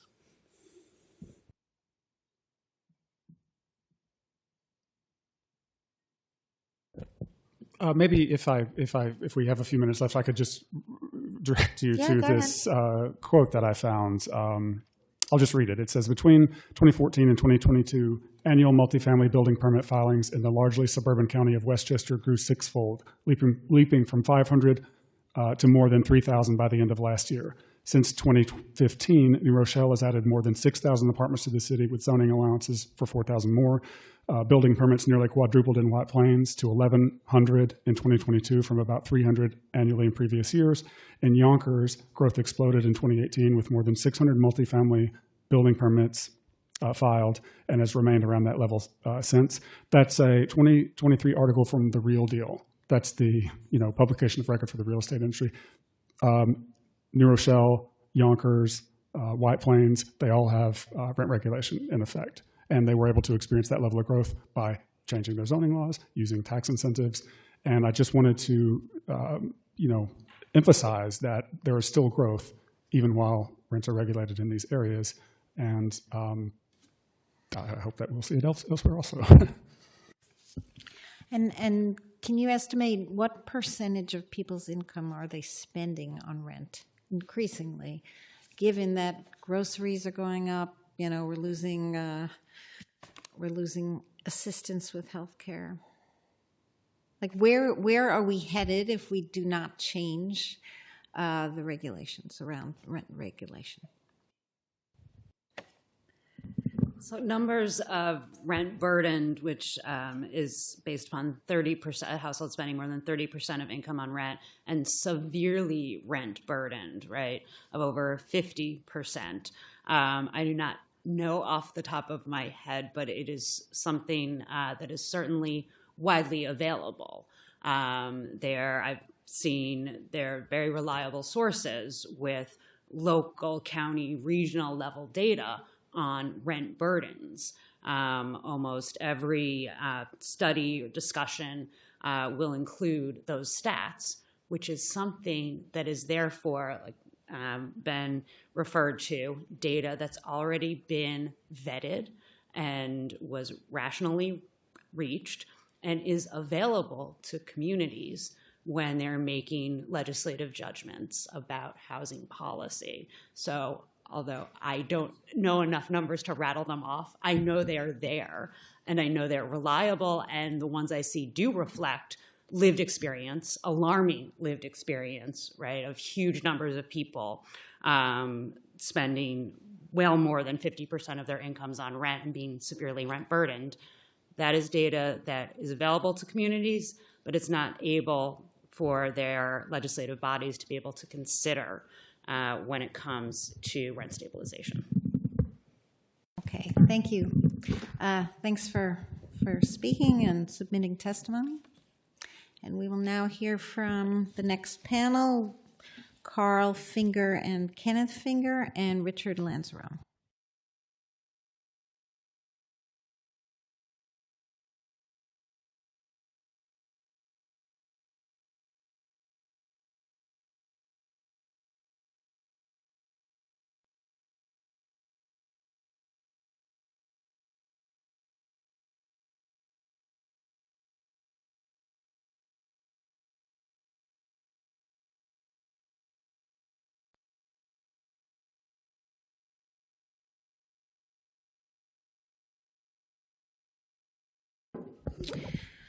Okay, so I see Carl and Kenneth, you can each have 2.5 minutes, unless you want to split it differently, and Mr. Lanzarone, you have 5 minutes.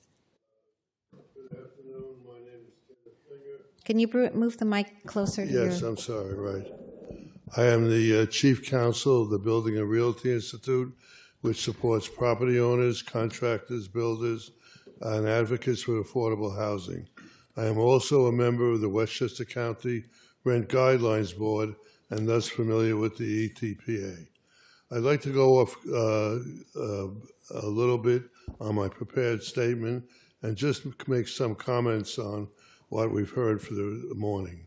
ETPA and HSTPA put the cost of housing on one segment of society, the multifamily property owners, other than the government itself. State and local governments should support the cost of affordable housing. I heard the former speaker talk about J51 and 421A. My understanding is those are essentially New York City programs and not for the state. I'd really rather hear your testimony than your rebuttal of someone prior's testimony, because that's what you were called here to do. Okay, I'll continue then. I'd like to comment then on the continuing necessity for surveys prior to and after the adoption of ETPA. And I emphasize, and it is submitted as Kingston did, that there should be a requirement for a triannual survey of vacancies so that the communities that do not have a housing emergency can return to a free market system as was understood to be the goal of the original 1974 ETPA. There is no reason why a community, for example, with 10% or more vacancies should continue to be subject to ETPA. The requirement is that all housing subject to ETPA have a 5% or less vacancy rate, and the viability of this process is at least a minimum standard. Not having any minimum percentage would destroy all incentive for any landlord to invest in pre-1974 housing, since the return is so limited that investment is foolhardy. Why invest in residential real estate when you get over 4% tax-free in government bonds? While the surveys in such communities as Kingston and Auditor were faulty, at least they provided a minimum standard. So long as the survey resulted in responses from a majority of the housing units, that should be sufficient. As a matter of fact, Westchester, not one community in the over 20 ETPA communities, has ever conducted a survey after the adoption of ETPA, in some cases almost 50 years. Therefore, not only do we support this requirement of the survey, but we suggest that there be a requirement that it be performed every 3 years. We can there be assured that housing needs are met. We note, as was set forth by Member Rosenthal earlier, that in 2023, the legislature amended the ETPA to expressly provide that to calculate the vacancy rate, a municipality may request building owners to provide the most recent records of rent rolls and can impose fines, and more significantly, if the non-respondent owner doesn't submit, they are deemed to have 0 vacancies. Excuse me? Okay, I'll call. Yeah, there are 2 minutes left if you'd like to share your time. Yes. Okay, go ahead. And state your name, please. Well, you have to push the button. Okay, thank you. Good morning, thank you. I'm Carl Finger. Okay. I am also counsel of the BRI, the Apartment Owners Advisory Council, and many landlords throughout Westchester and the Hudson Valley. We have been involved directly with the adoption of the ETPA, or the proceedings to adopt the ETPA in Auditor, Croton, and Rye, and have also consulted in Nyack and other places. The issue as to the vacancy study, I would say a couple of important points. First of all, those communities that I just mentioned, while we may disagree, they at least completed the survey. It was provided a baseline for the elected officials to make a determination, and was an effective tool which we think has to be maintained. There's no doubt that the purpose is to deal with a housing emergency. So having empirical data available, as has been the case in those communities and all communities, is a very relevant and important factor. The idea that because the vacancy studies in certain communities were rejected by the court, which overall, if you look at New York State, has not happened often, has been infrequent, indicates that there should be some check on proper administration of such studies. There should be a proper study, not just an anecdotal study or a defective study, as occurred when the court stepped in. And the court, in those decisions, which I'm sure you're familiar with, gave a lot of specific indications as to why the study was inadequate.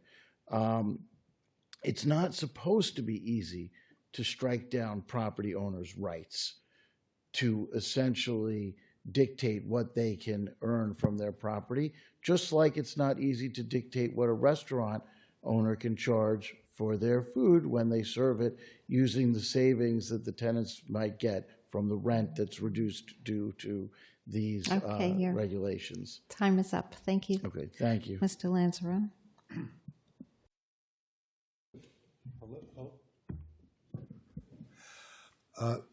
Good morning. My name is Rich Lanzarote. I'm the Executive Director of the Housing Providers of New York State. Good morning, Chairperson Rosenthal and community members. Thank you. Housing Providers of New York State represents 22,000 small landlords from Buffalo to White Plains in the Western, Central, Capital, Southern Tier, and Hudson Valley regions of New York State. Why would we want to make it easier to spread the failed policy of ETPA across the state? Since 2019, the living conditions of tenants in New York City has deteriorated, as evidenced by the rapid rise in building code violations in New York City post-2019, as owners cannot afford to maintain their buildings. This fact is well documented by the New York City Rent Guidelines Board. It is not the landlords who are unfairly demonized for the lack of maintenance. It is the state legislature, which has created a policy which systematically defunds buildings, that is to blame. Why would we want to encourage this policy?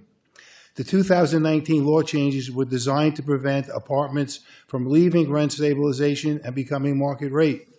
The result has been that every year since, 5,000 plus apartments per year have left stabilization by being abandoned as no longer economically feasible to put them on the market.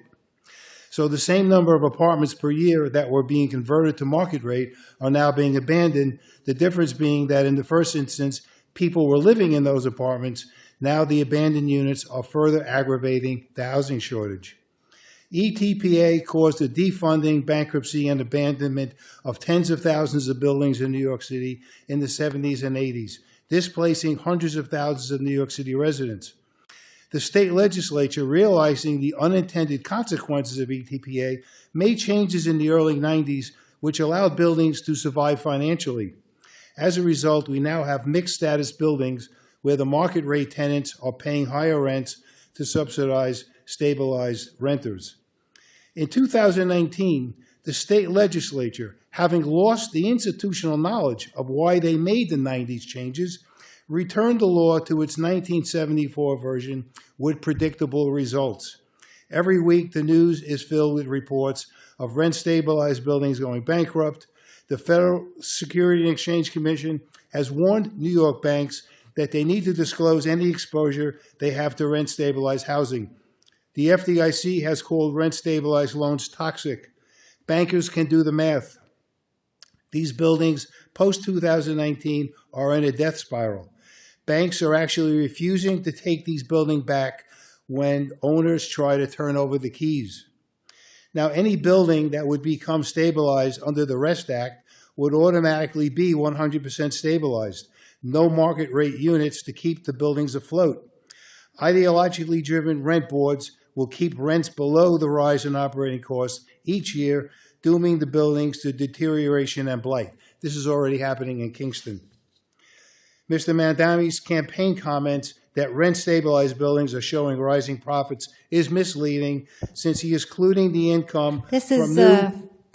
is Sorry? not on point here. We're talking about the REST Act and outside New York City. Yes, we are talking Continue. about that, yes. From including the income from new 421A high-rise buildings in Manhattan, which have a small percentage of stabilized units, not the 100% stabilized buildings in the Bronx, or whichever buildings, all of which would become stabilized at 100% under the REST Act. The answer is to build more housing. However, the REST Act would prevent this and make New York State uninvestable, the exact opposite of what is actually needed to lower housing costs. It would do this by making it impossible to get financing, as what bank would extend 30-year loan for a building with a doomsday clock that would be underwater in 15 years? A more positive solution is Senator Sean Ryan's tax incentives to rehabilitate distressed housing upstate. That is what upstate needs, not more regulations. The state legislature passed the good cause eviction law, which gives tenants the same basic protections as ETPA, namely the right to a renewal lease and protection from large rent increases. The rent increases are tied to inflation, which allows buildings to survive, not like the defunding of ETPA. Good cause eviction is a more appropriate solution for municipalities outside New York City. This is an assault on the livelihoods of mom-and-pop landlords. The communities in the western, central, capital, southern tier, and Hudson Valley regions do not need New York imposing their own failed policies and causing disinvestment and blight on in the rest of the state. Thank you. So you just said imposing New York City regulations. This, in 2019, we said that localities can do a survey and establish their own rent stabilization rules. How many rental units does Housing Providers of New York State own? That's who you're affiliated with? We're a nonprofit. We don't own any property. And how about you? Myself personally? Yeah. I have 19 units. How many? 19. Are any of them, they're all market rate, I suppose? Yes. Okay, my question is, why does your association keep suing if the locality is interested in trying to provide some affordable housing for the people who live there? Why are you and your association taking them to court, although you ultimately did lose? Why do you continue to cost taxpayer money for having them to defend what they are doing, which they are supposed to do according to the law? Well, let's just say in the case of Poughkeepsie, what the judge found was that it was actually... No, why you keep suing? Yeah, because we're protecting property rights. In the case in Poughkeepsie, the judge found that the city, it was actually the city that had manipulated the results. He used that word in his decision. What about Kingston? Kingston used a different form of manipulation, but we're not really.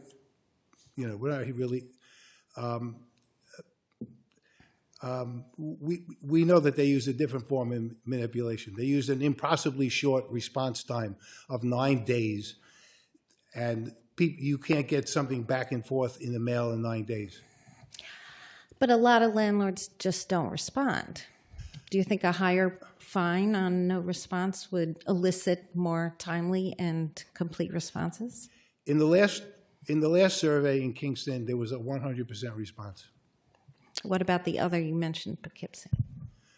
The response rates were in the 80%, and in the case of Newburgh, the response rate was in the high 80s.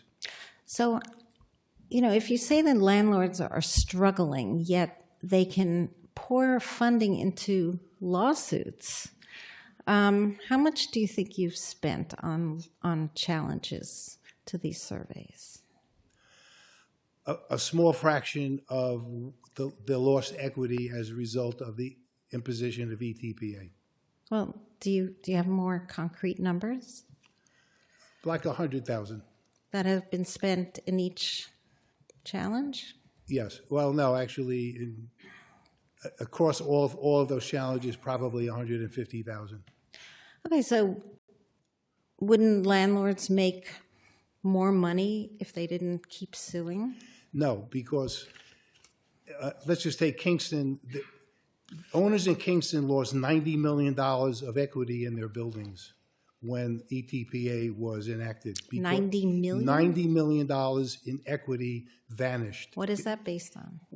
Based on the reduced resale value of the properties that are ETPA versus okay, market I'd like rate. to see more information about that, because Yes, that is future projections. It's not 90 million was in their bank account, now it's gone. Well, essentially, their buildings were worth collectively $90 million less on the market. Okay, so what kind of profit do you think is reasonable? As much as you can get? When you consider okay, I'll tell you. let me answer the question. Let me just I can finish. get 5% if I take the money that I would invest in real estate and buy treasury bonds. I could get about a 5% return, but I don't get calls in the middle of the night that there's no heat or there's a leak, right? Okay, like being a landlord requires work, and so I deserve a higher return than if I just parked my money in a treasury bond. So I should be able to earn maybe 8, 9, 10% of my investment compared to what I could get for just investing in a treasury bond and rolling over in bed. Of course, that's always an option to invest in a treasury bond. But if you have housing that you want to make available to people to rent, shouldn't you take into account that you need to provide for workers and others who make the cities run? Absolutely. In fact, I had a couple that came to me and said, look, we can't really afford the rent. and we have to move. And I said, okay, I'll tell you what I'm going to do. I'm actually going to reduce your rent. Well, that's a great anecdote for one apartment. Yes, for one apartment, Okay, yes. well, that's laudable, but there's a lot larger need. Okay, my time is up right now. Assemblymember Burdick. Yes, thank you, and thank you for your testimony. I'm wondering if you could give your view on the 467M program, allowing for incentives for conversion of office to residential, and whether you see this as a way in which property owners may find some value. I don't see it very applicable outside of New York City. There really isn't huge office development that's sitting empty outside of, compared to New York City. However, recent signed legislation by the governor, which gives tax incentives to rehabilitate abandoned housing, like was mentioned earlier, that there are 1,500 abandoned houses in Syracuse, and there are 1,200 homeless people. It would be great to put that 1,500 abandoned houses back into service and take those homeless people and put them in there. So I think that that was a really positive piece of legislation. In terms of office conversion, that's really a New York City thing. And your thoughts on this, sir? Sorry. I tend to agree with that. I think that there is, in general, incentives that allow developers to develop housing, whether it's conversion of offices, which I think, again, is clearly not as sufficient outside of New York City, or any other incentive is appropriate. That's why when we talk about the 421, J51, those, and we say, oh, look, stabilization, owners are willing to accept stabilization, in the city, because the development of units, there is an offset, if I could and that's interrupt why you. It works. So what would you see as something that would be viable, in your view, outside of New York City? I think certainly programs similar to that, where the financials add up, where there is a corresponding benefit that we as a society generally bear, tax abatement, whatever it is, to allow landlords or property owners to make a reasonable return. We see that when the return is reasonable, you do get development. There was reference made to the buildings in New Rochelle in the last several years. And if you go to New Rochelle, it truly is, you can see it. You don't need to hear the numbers. The buildings are there, they're new, they're big, etc. However, if those same owners were told, you are only going to be allowed to market these apartments at a market rent for 15 years, those buildings never would have been built. There is no way skyscrapers of the type they are constructing would happen on that type of horizon, which is what was said. So you're comparing apples and oranges to what's going on with New Rochelle to what's being proposed under the REST Act. And if you want to... Okay, time. Thank you. Okay, sorry. Assemblymember Levenberg.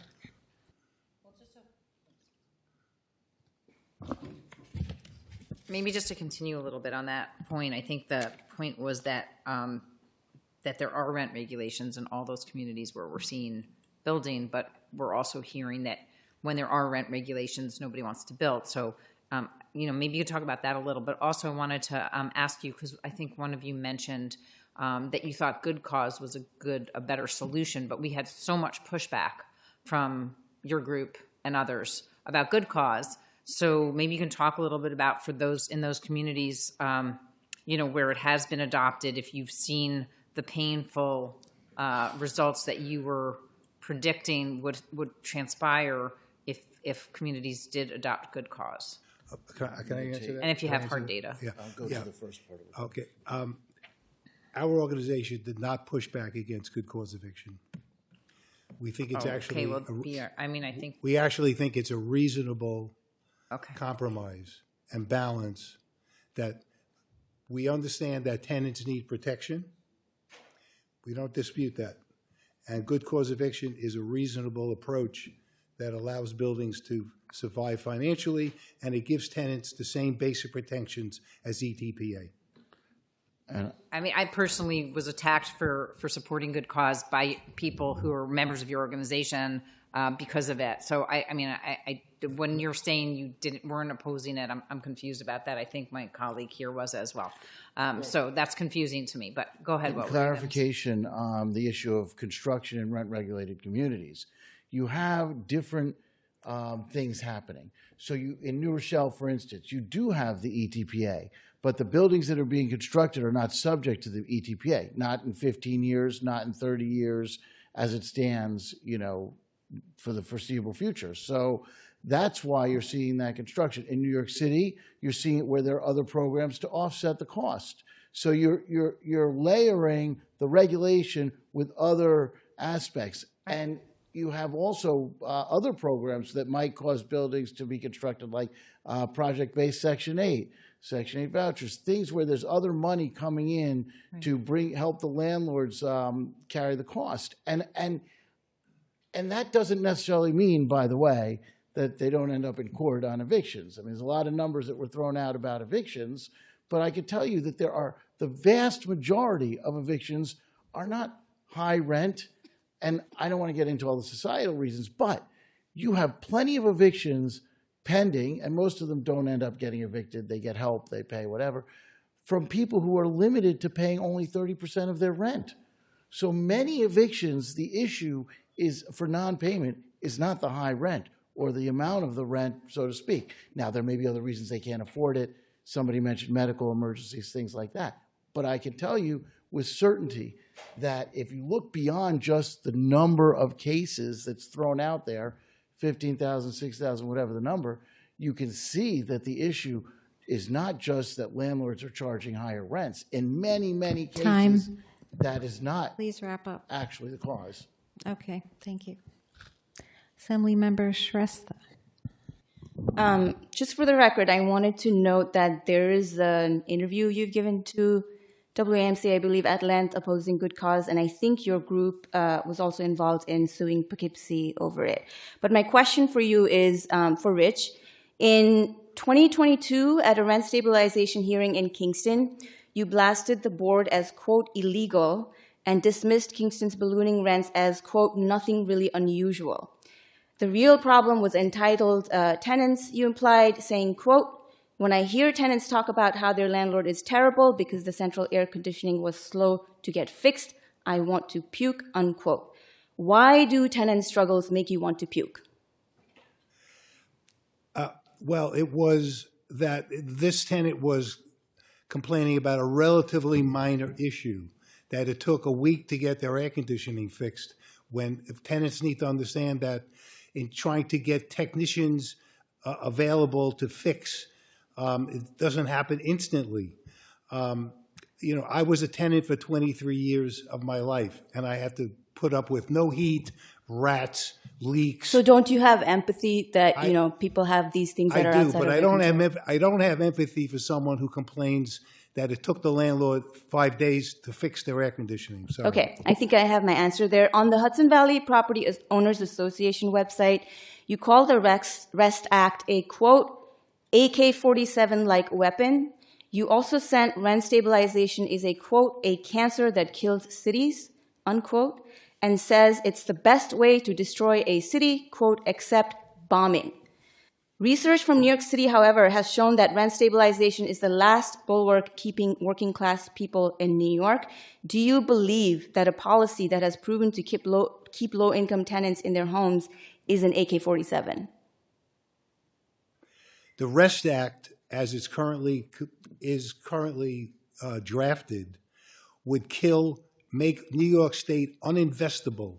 In fact, it doesn't even have to pass. Just the fact that it's been proposed has put a cold blanket on development across this state. Thank you. I just want to note that in the interview to WMC, that's pretty much what you said about good cause eviction as well. Assemblymember Romero.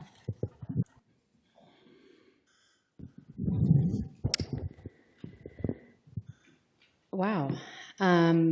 Okay. So Thanks so much for your testimony and coming here today. I think what we're trying to ask you really is when tenants can't afford rent increases, what do you propose that they do? Do they move? Should they just leave?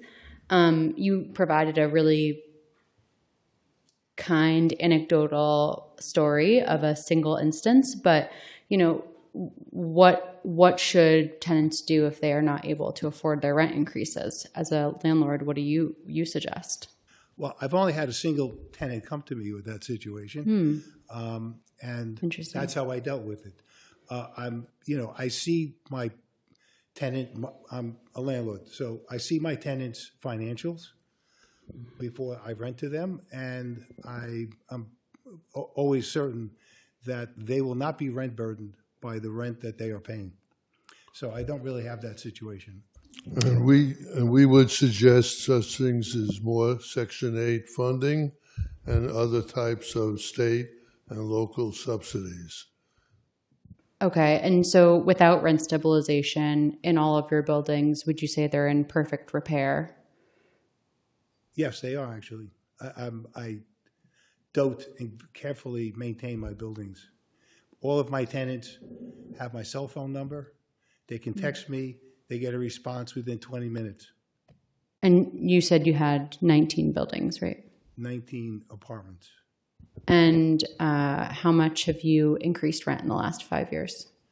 My last few rent increases were 0%, 1%, 2%. In one case, I raised the rent 5%. And when because was it was that? severely under market. But otherwise, my last 3 rent renewals were at 0%. Would you guys also like to answer that question? At the Rent Guidelines Board, the last increase was 2% for a 1-year lease and 3% for a 2-year lease. Prior to that, there were similar increases, or there was 1 year with a 0% increase. The Rent Guidelines Board, at least in Westchester, is more affected by politics than it is by data. Interesting. So the percent increases that you've been increasing your rents actually in line with the Rent Guidelines Board, interestingly enough.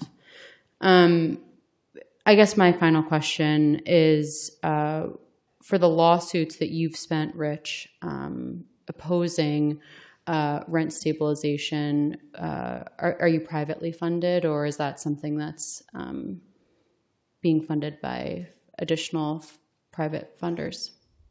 No, the owners themselves, as I mentioned, just in Kingston alone, suffered a $90 million hit to their equity. So that doesn't answer my question. Yeah, so they self-finance.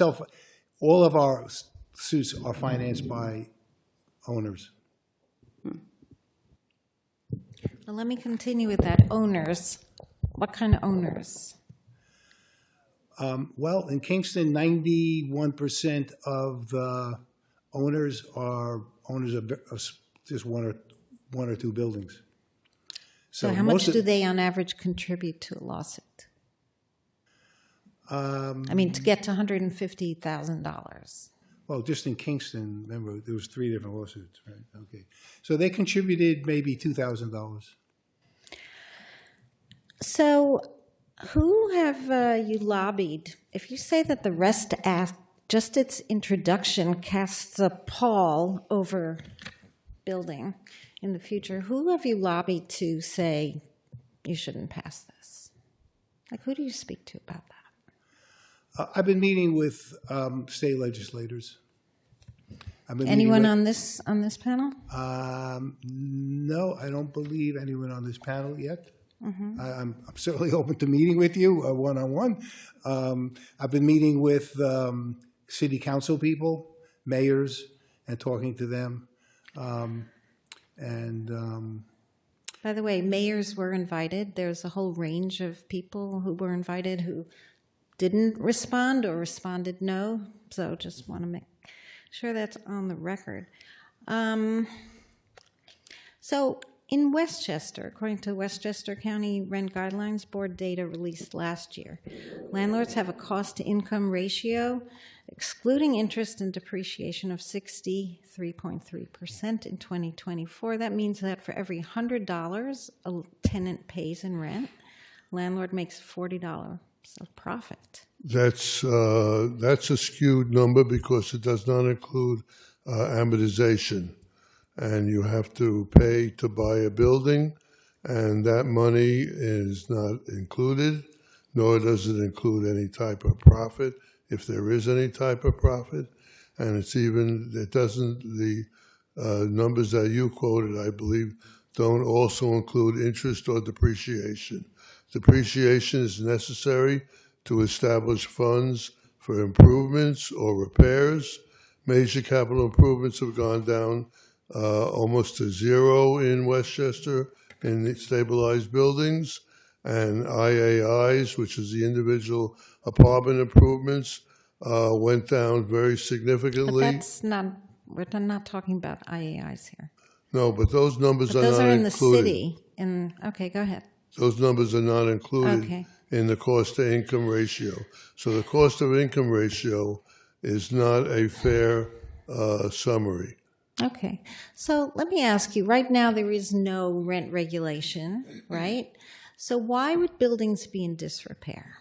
If you are getting good rent, you're fetching good rent, you say you look at the financials of your prospective tenants. So I assume you think they can pay the current rent plus increases year over year. Why would buildings be in such great disrepair? I think you'd have to be a little more particular when you generalize about buildings in disrepair. Well, that's what I'm responding to, I that think all landlords have, such trouble making repairs because they don't get enough income. So I'm responding to some generalizations. What's being referred to is the limitations by the existing ETPA in the communities. No, places where there is no rent stabilization. You're talking about where they're market rate apartments? Are they all in good repair? Well, I would think we can't speak to every apartment owner. We can speak to the numbers that come out on the surveys for the Rent Guidelines Board, and those numbers show that repairs have, at a minimum, remained stable or have actually decreased because of the reduction in the percentage of income as is referenced to expenses. Expenses have gone up at a greater rate, as has the cost of living, than has the rent guidelines income over the last 5-10 years. If landlords are having trouble, what do you think tenants are experiencing? I think everybody's having trouble. I think the problem is that this is society's problem, not the landlord's problem. Well, aren't you there to provide housing for people? Yes, but you have to have the money to provide that housing. If rents are not increasing with the cost of living, how can you afford to provide new appliances? Thank you. I have 2 seconds left. Go ahead. No? Sorry? Go ahead. I've now run out of time. What you find, though, like just say the example of Syracuse, that they have and Schenectady, all of these upstate cities have abandoned buildings. And these buildings just age out. They get used up. Some of them are over 100 years old.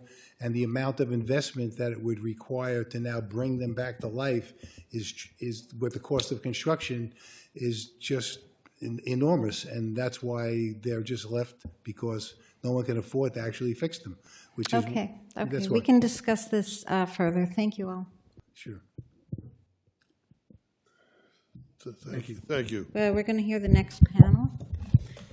Panel F, Ryan Acuff, Janaya Capers, Kenyon Ryan, and Bevin Francis. Thank you.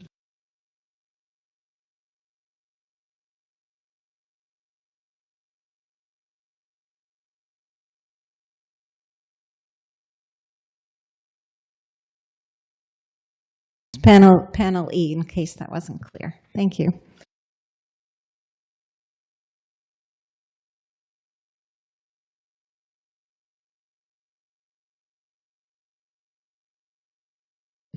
Okay, so you each have 5 minutes. Say your name and your title, and then go ahead. Yeah, Ryan, Janaea, Canyon, and Bebit. Okay. My name is Ryan Acuff, and I'm a member of the Citywide Tenant Union of Rochester, New York. And I want to share a little bit about the Rochester experience with the rent stabilization law. First, I want to take you back to June 14th, 2019, this momentous day where the Housing Stability and Tenant Protection Act was passed with incredible partnership between community groups and the state legislature. This law did so many great things, but one of the key intentions was to expand rent stabilization statewide, so every locality would have a chance for a livable future and stable housing. I can just say in Rochester, we were over the moon. We were just so thrilled and hopeful.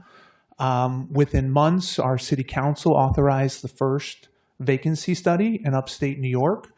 And we thought that rent stabilization was coming to Rochester for the first time in 60 years, that we were allowed to, by the state, bring it back in early 2020. Unfortunately, our hopes were dashed as our vacancy study, the Rochester study, was an unmitigated disaster. More than 60% of landlords didn't respond.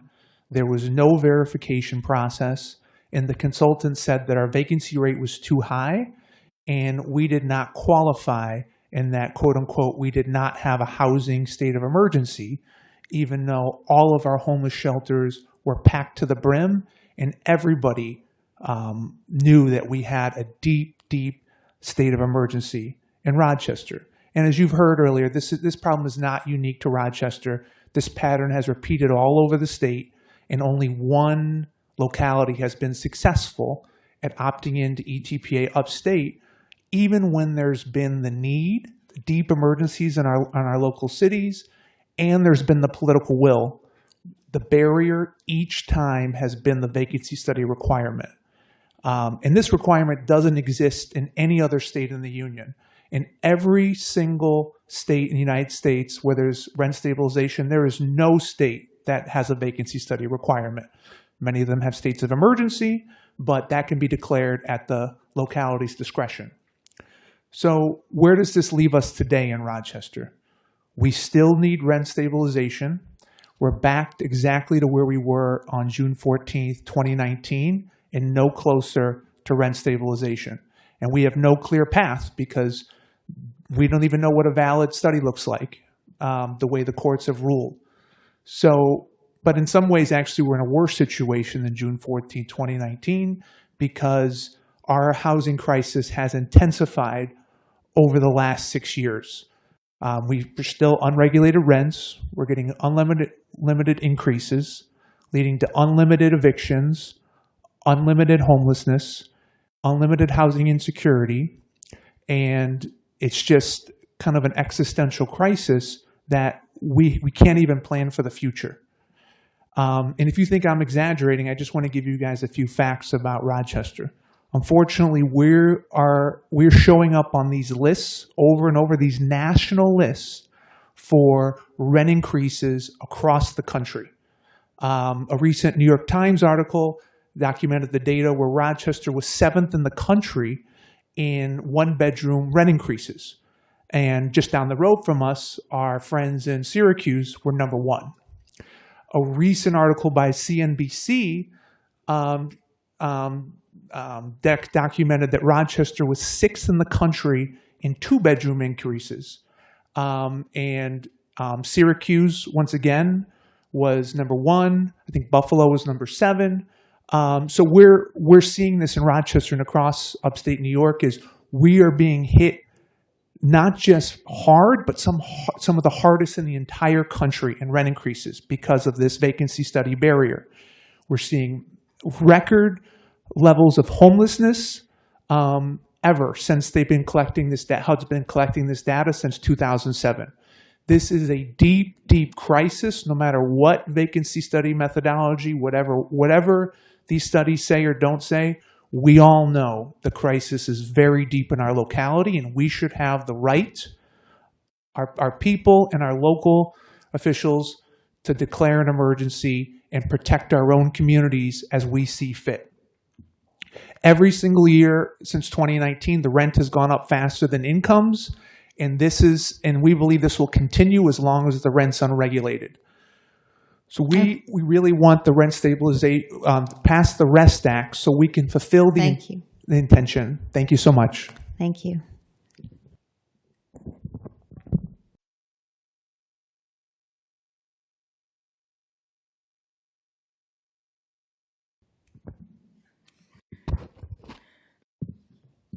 I would say good morning and thank you for this opportunity to speak today. My name is Janaea Capers and I serve as a organizer for Housing Justice with Push Buffalo, which is a community-based organization that has been at the front lines of fighting for housing justice and stability and affordability in Western New York for more than 2 decades. Before I really share why rent stabilization is crucial, I should say, I want to give like a brief personal background. I'm 27 years old, college educated. I earn above minimum wage, but really, yet I should say, with all of that, I still struggle to afford rent and basic living expenses. That may surprise some, but in Buffalo, that is not unusual. My story represents the reality for thousands of renters who are doing everything right? And it still can't, and we can't like get ahead, right? This is not about like bad decisions or poor budgeting. It's about like lack of opportunity and affordability. Rent stabilization will give us the stable, affordable housing that we need and build the lives that we're actually dreaming of.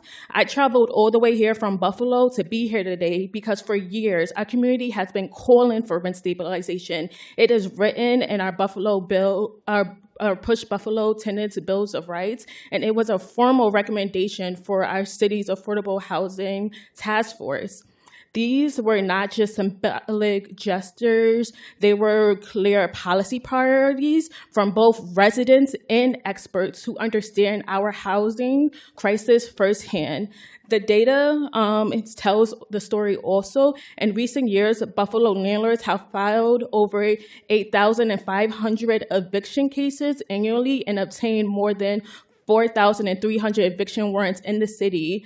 And those were mostly non-payment of rent evictions. And that's just about like in Buffalo, we have around 65,000 renting households. More than half of our renters in Buffalo spends over 30% of their income on housing, and nearly 1 in 4 spends about 50%. So often, most of these apartments are unsafe and uninhabitable. So, and nearly 30% of our residents are living in poverty. So as an organizer, I met with countless tenants who are one rent increase away from losing their home. Seniors are on fixed incomes, young families raising their children, and workers who just made enough to disqualify for assistance all face the same question: can I afford to stay? And rent stabilization is a tool we need to answer yes. So it would finally allow cities like Buffalo to protect their tenants, stabilize the neighborhoods, and curb the cycle of displacement that weakens our community. We know what happens when we don't act. Every rent hike funnels more money into landlords' pockets, and many of those landlords don't even live in our communities they invest in. They choose property, not people. Meanwhile, tenants who make up half of New York State and majority, almost 60% of Buffalo, are simply asking for a chance to build stable lives. As someone who organized daily with tenants across Buffalo, I can tell you that people want solutions that give them hope. They want the ability to pay their bills, raise their children, and stay in their neighborhoods they love. Rent stabilization offers that hope. Buffalo is ready. We've been ready. Rent stabilization has been in our tentative Bill of Rights, and it has been studied, debated, and recommended. We need it now. and it's the power to make it, and we have the power to make it real. Elected officials now have a choice to stand with tenants or stand with profit for the people for instability. So thank you for your time.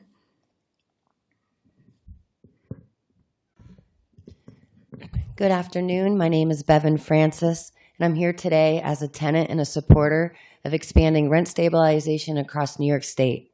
I make about $600 a week. My rent alone is $277 a week. By the time I pay for utilities, food, and my phone bill, I am left with very little. I live in a small one-bedroom apartment here in Albany, and the rent has gone up every time I have renewed my lease. I got this apartment after 2 long years of experiencing homelessness. During that time, my son had to live full-time with his father because I didn't have stable housing. When I finally got this place, I dreamed of having a 2-bedroom apartment so that my son would have a room of his own when he came to visit me. But I couldn't afford that. So now when he stays over on the weekends, he sleeps on my pull-out couch. I know that my son would spend more time with me if he had a space of his own, and I know I'd be able to give him more, simple things like going to the movies or bowling or out for a nice meal, if I wasn't spending almost half of what I make to keep a roof over our heads. Right now, I have to save up to do just one of those things, maybe just once a month. And that's what this hearing is really all about. It's about whether working people like me can afford to build the lives we're dreaming of, whether we can raise our kids, go back to school, start a business, or simply stay in the neighborhoods we call home. Tenants are half the people in this state. Half. We're the people who keep New York running, the essential workers, teachers, home care aides, delivery workers, service workers, but too many of us are being priced out of our communities. Right now, rents are rising faster than wages, and that means we don't have the time, the money, or the stability we need to live the lives we want. Instead of thinking about the future, we're stuck worrying about the next rent hike. And that's exactly the way the landlords like it. Every rent increase is more money in their pockets. They've spent millions buying politicians, filing lawsuits, and hiring lobbyists to stop rent stabilization from spreading. In places like Kingston and Poughkeepsie, landlords have even sued cities just for trying to protect tenants. But we're fighting back. Tenants are organizing across the state from Buffalo to the Bronx, from the Hudson Valley to the North Country. Since 2024, we've won good cause protections in nearly 20 cities and helped pro-tenant officials who understand what's at stake. We're not going away and we're not backing down. The REST Act is a chance to make rent affordable across New York. It lets communities decide for themselves to adopt rent stabilization, clears away legal roadblocks that landlords have used to stop us, and shields cities from the lawsuits that are designed to bankrupt any community that dares to stand up for tenants. Rent stabilization doesn't just protect tenants, it strengthens communities. It means people like me can put down roots, raise our children, and contribute more fully to our neighborhoods. It means we don't have to choose between paying rent and living our lives. If we expand rent stabilization, I could finally afford the stability I've been working so hard for, not just for myself, but for my son. I could give him a room of his own. I could afford to take him out more than once a month, and I could stop living paycheck to paycheck, planning for our future. That's what rent stabilization means to me. A stable home, a real chance to build the life I dream of. Tenants across New York are demanding rent stabilization because we need rent-stable homes to build the lives we are dreaming of. Our elected officials have a choice to make: stand with tenants or protect landlord profits. I'm asking that you stand with us, to stand with families like mine, and pass the REST Act to expand rent stabilization statewide. Thank you.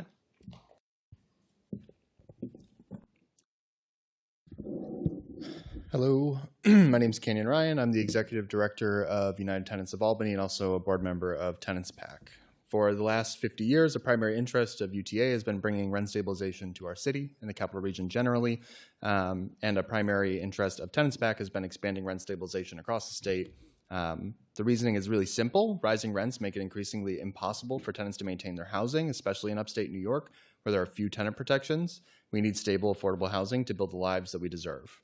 On October 1st, the newest fair market rents were released for 2026. The average increase across Albany, Troy, and Schenectady was 14.24%. Annually, rents increase about 12% per year, according to the fair market rent. Meanwhile, the average median income between 2024 and 2025 actually decreased $1,000 in the capital region. So it's not a question of do incomes retain parity across or against rents. It's a question of how bad is it out there for renters. And we can show that between 2020 and 2025, fair market rents have increased about 40%, whereas the average median income across the capital region has increased only 17%. So we can deduce from that rent increases actually outpace the rate of rent increases, or rather income increases, by 2 to 1 in the capital region. So it's pretty bad for tenants right now. A recent Capital Region Housing Affordability Report demonstrated that Capital Region renters need to work overtime or multiple jobs to afford rent, and research from Cornell found that Rensselaer, Schenectady, and Albany County were respectively the first, third, and fourth placed for most evictions per renter household across New York State.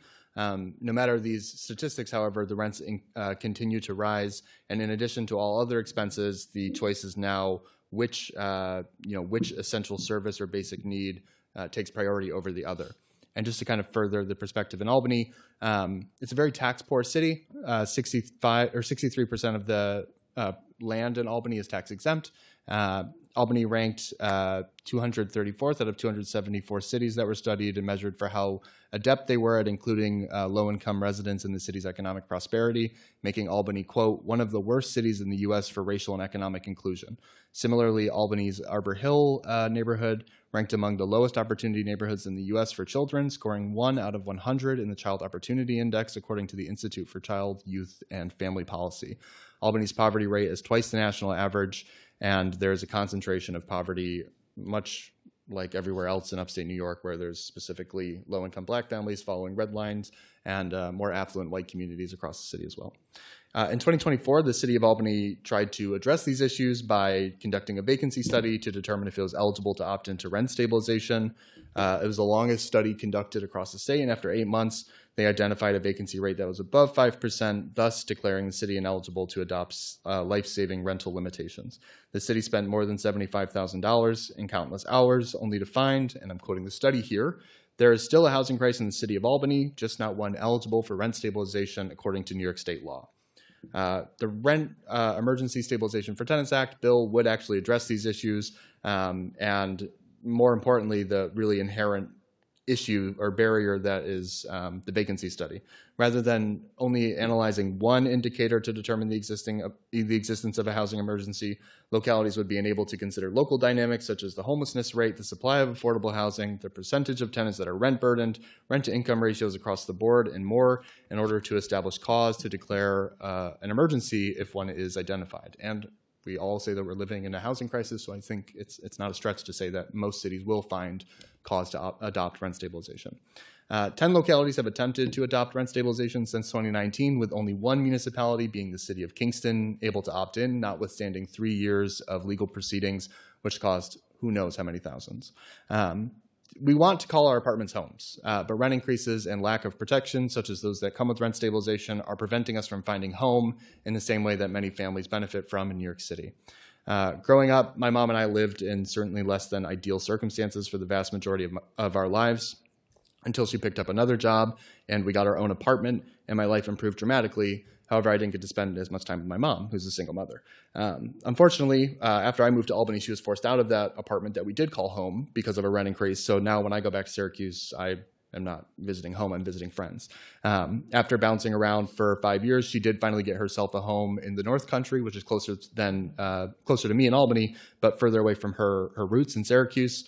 And I myself have moved 7 times in the last 8 years since I moved to Albany, with friends, random people, romantic partners that I probably shouldn't have lived with, coworkers, alone, and now with my current partner. I've dealt with horrible conditions and lived off credit. It's hard to be a tenant, and we can make it easier, but we need to change some things, and that starts with passing the REST Act, making it possible to adopt rent stabilization, address runaway rents, and let people build roots in their communities that they live in.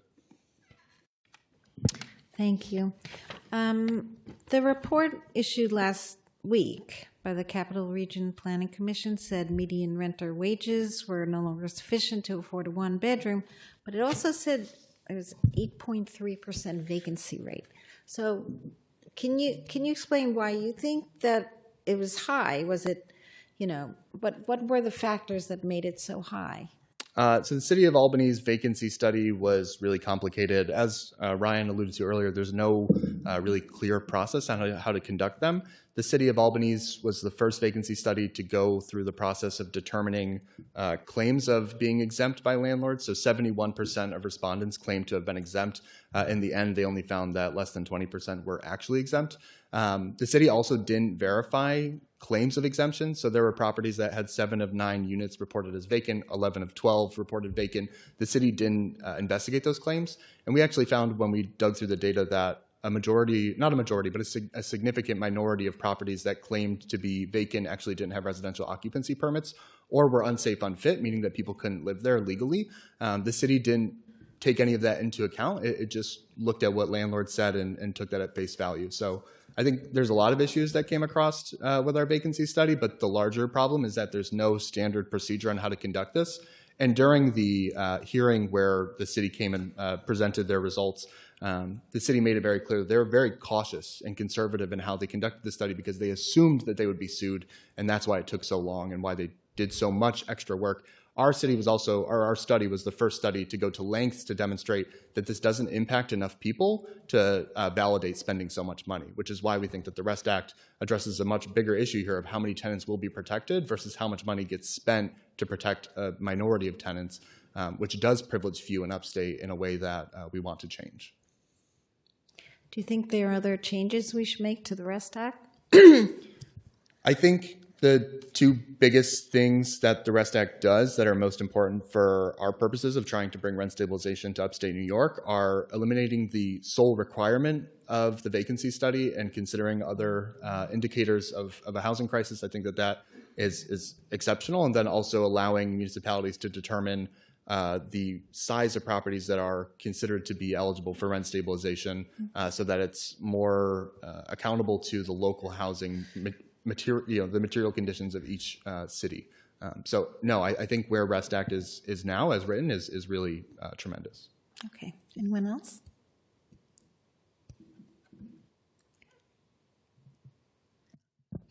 Is the question about the REST Act?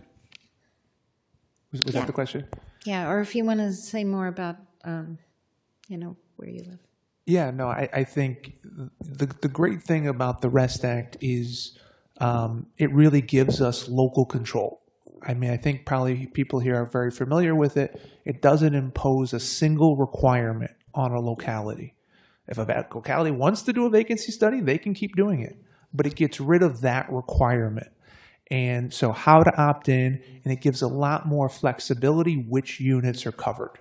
And I think that is an ideal piece to say each locality can make that choice, and there's not this, like almost every other piece of local law legislation, there's very few things that mandate a particular type of study in order to pass a local law, to pass an ordinance, to pass a resolution. And I think this would just make it a law like any other, as opposed to getting tripped up on how to do the study, what's the right, but the locality basically has the choice. Often we see, after some years when a law is not effective and does not accomplish what it set out to, we make changes to the law. So in Buffalo, which has gotten a lot of publicity recently that it's the new cool place to live, how is that affecting longtime residents who are struggling just to keep up? I mean, you find they're becoming homeless or they're leaving the area?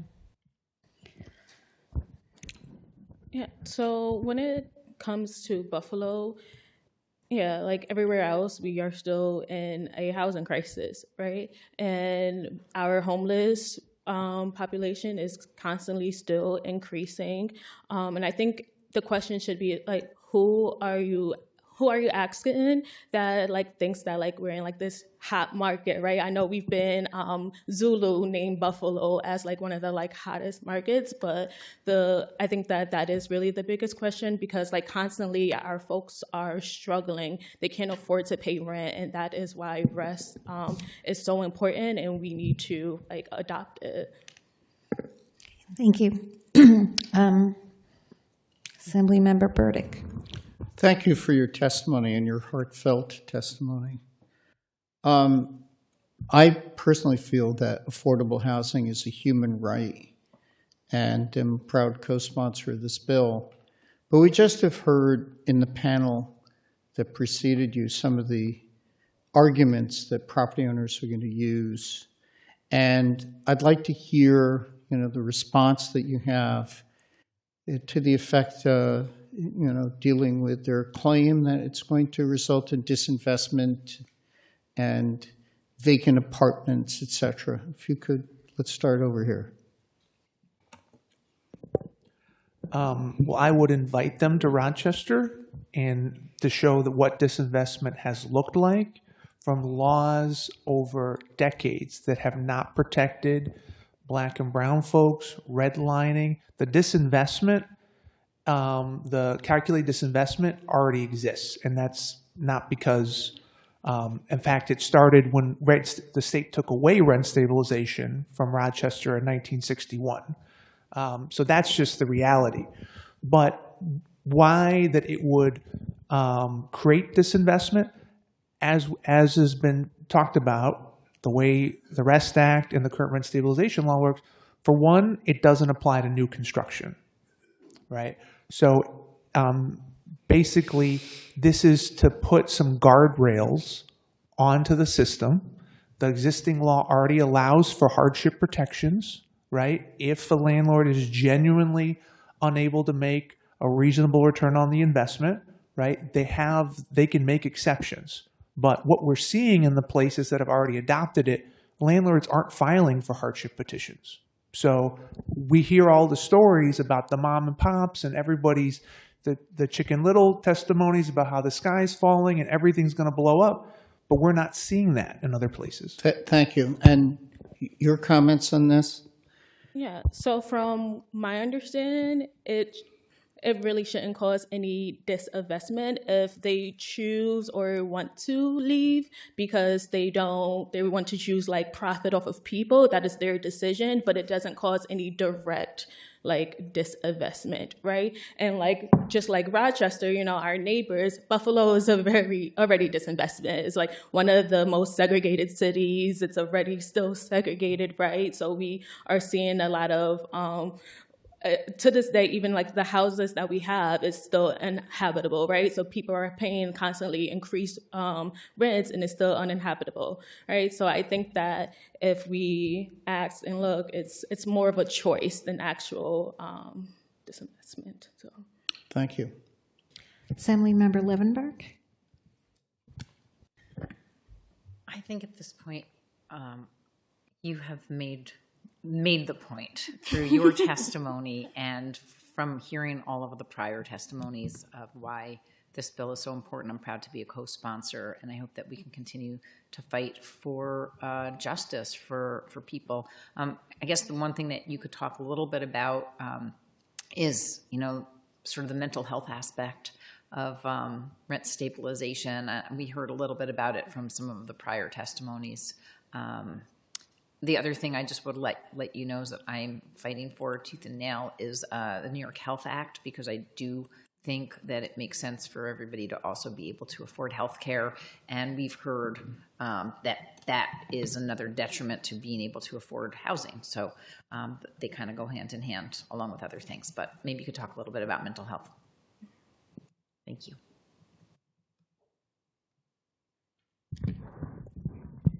Yes, housing is a human right, healthcare is a human right, and both of those things go hand in hand. During my homeless crisis, I was incredibly sick. I was malnourished, my body stopped making white blood cells, and in those 2 years, I went to the emergency room about 45 times, literally, with infections. Since I've been housed, my physical health has improved, but I'm still facing challenges with my mental health. I have post-traumatic stress from my homeless experience. I have severe anxiety disorder, and I suffer with depression. And a lot of the things that keep me up at night and keep me from being able to fall asleep is worrying about choosing between my prescriptions and paying my phone bill, choosing between a meal and paying my rent. And these are things that nobody who's working very hard to provide a life for herself and her child should have to stress about. And I can assure you that the people that were on the panel before me have never had to choose between their prescriptions or their utility bills and paying their rent, or choosing between a meal and paying their rent. Yes. Assembly. Oh, did you want? We had a couple more. Yeah. No. I was just going to add, because I think that this is a very important question, just like the aspect of like just mental health, and I don't think that people just understand how much, whether it is having to choose to pay your rent, or even if you can't pay your rent, and if you are evicted, how much it actually costs you. Like I moved about like 16 times by the time I was 18, right? And then the effects that it has on like children and the repercussions, like you're most likely losing your job, schooling, like all of those, like it's so much data on this, so it has so much other repercussions too. So thank you. Thank you. Assemblymember Resta, you're good? Okay. Thank you all so much for coming. We really appreciate, especially from Buffalo and Rochester. Thank you. Thanks. Okay, and we have our final panel F, Jenna Goldstein, June Niman, and Elliot Matos.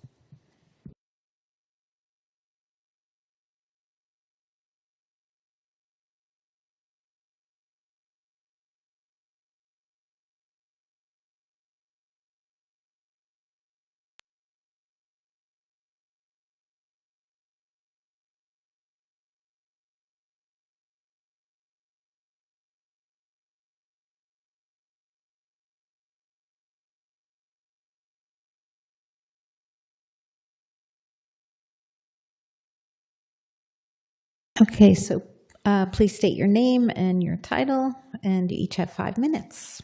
Start wherever you like.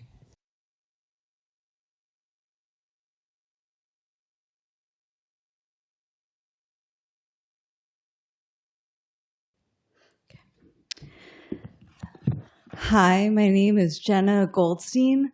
I live in Kingston, where I'm the Ulster County Community Organizer, and I oversee the tenant hotline at For the Many. When I joined For the Many, I started as a tenant organizer. Shortly before then, Kingston became the first upstate municipality to successfully adopt rent stabilization. While Kingston's rent stabilization law has been a bright spot in the fight for affordable housing, as it is written, it only applies to about 1,200 apartments in the city, despite the fact over half of our 23,000 residents are tenants. If the REST Act is passed, rent stabilization would protect hundreds of thousands more tenants. It is unreasonable that some New Yorkers have protections from rent hikes and de facto evictions, while others do not. The reason is because of arbitrary, outdated requirements in the state's rent stabilization law, ETPA, which should be addressed by the REST Act.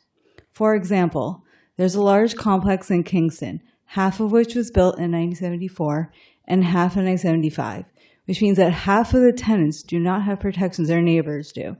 REST would simplify and streamline these protections. Rent stabilization was written 51 years ago with the 5 boroughs in mind, yet there are many municipalities outside New York City that are facing a housing emergency. But because rent stabilization was not created to include our towns and cities, upstate renters have been left with few to no protections.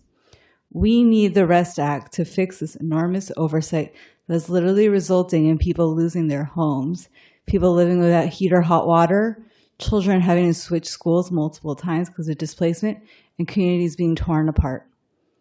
There is a tenant at a rent-stabilized complex in Kingston who has given me permission to share her story here. After I lost my job, rent stabilization allowed me to stay in my home. When the boiler broke in my building and we were without heat and hot water during Thanksgiving, I was able to get the city and DHCR involved without fear of retaliation. I wish everyone had that same comfort. When tenants are threatened by their landlord with eviction, a rent increase, or withdrawal of an included service, they usually have to just suck it up and find a new place. What if they knew about this law that protects them called ETPA? What if they were able to check what the rent guidelines were for rent adjustment allowances? Or if they're able to check the DHR website to see that a previously included service cannot just be removed? We know it would happen because we've seen it. More people would stay in their homes. We wouldn't see the rising rates of homelessness and displacement that have put our state in an unprecedented crisis. If rent stabilization is the only meaningful tool we have to combat this crisis, then it must be expanded to protect more tenants, which is exactly what the REST Act would do. We need policies that are actually written for the world we live in, which is one where most New Yorkers are working in excess of 70 hours per week to pay more than half of their income to rent while still being worried about getting priced out of their homes. The REST Act is a necessary intervention to stop the bleeding and stabilize our state. Until local governments are able to intervene and institute protections that reflect their population, we are going to stay in crisis. I'm not asking you to agree with me morally.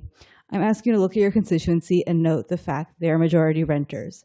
That is the case in every major city in New York and in more small towns than we typically care to acknowledge. We have already seen that when local municipalities are able to tailor tenant protection to the communities they serve, they are not only popular, but effective. Such is the case of good cause eviction outside of New York City, where the portfolio size was adjusted to match reality of upstate tenants. Imagine what could be possible if the REST Act were passed and the same were true of rent stabilization. New Yorkers would finally be able to imagine something beyond the next inevitable rent increase. Property owners have proven that we can't rely on them to keep rents affordable. It is your job to set a system where shelter, a basic human right, is regulated. With this law, I and many other tenants would actually have protections that materially affect our lives. Tenants like myself and my neighbors in Kingston aren't asking for anything fancy. We want to be able to go to a movie once in a while, afford our groceries, and fall asleep at night knowing that we can afford to keep the heat on if it's cold. The REST Act is the key to that basic freedom, one that we all deserve. Thank you.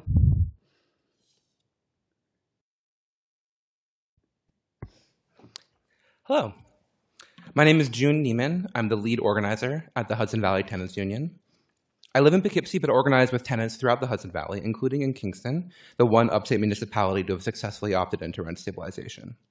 I'm here today to talk about whether tenants in upstate New York and Long Island deserve to live our lives without disruption or displacement.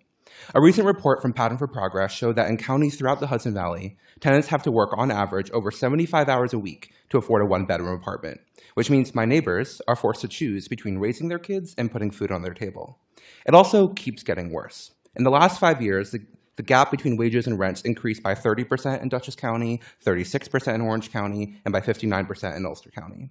Too many working people simply can't hack it and get forced onto the street.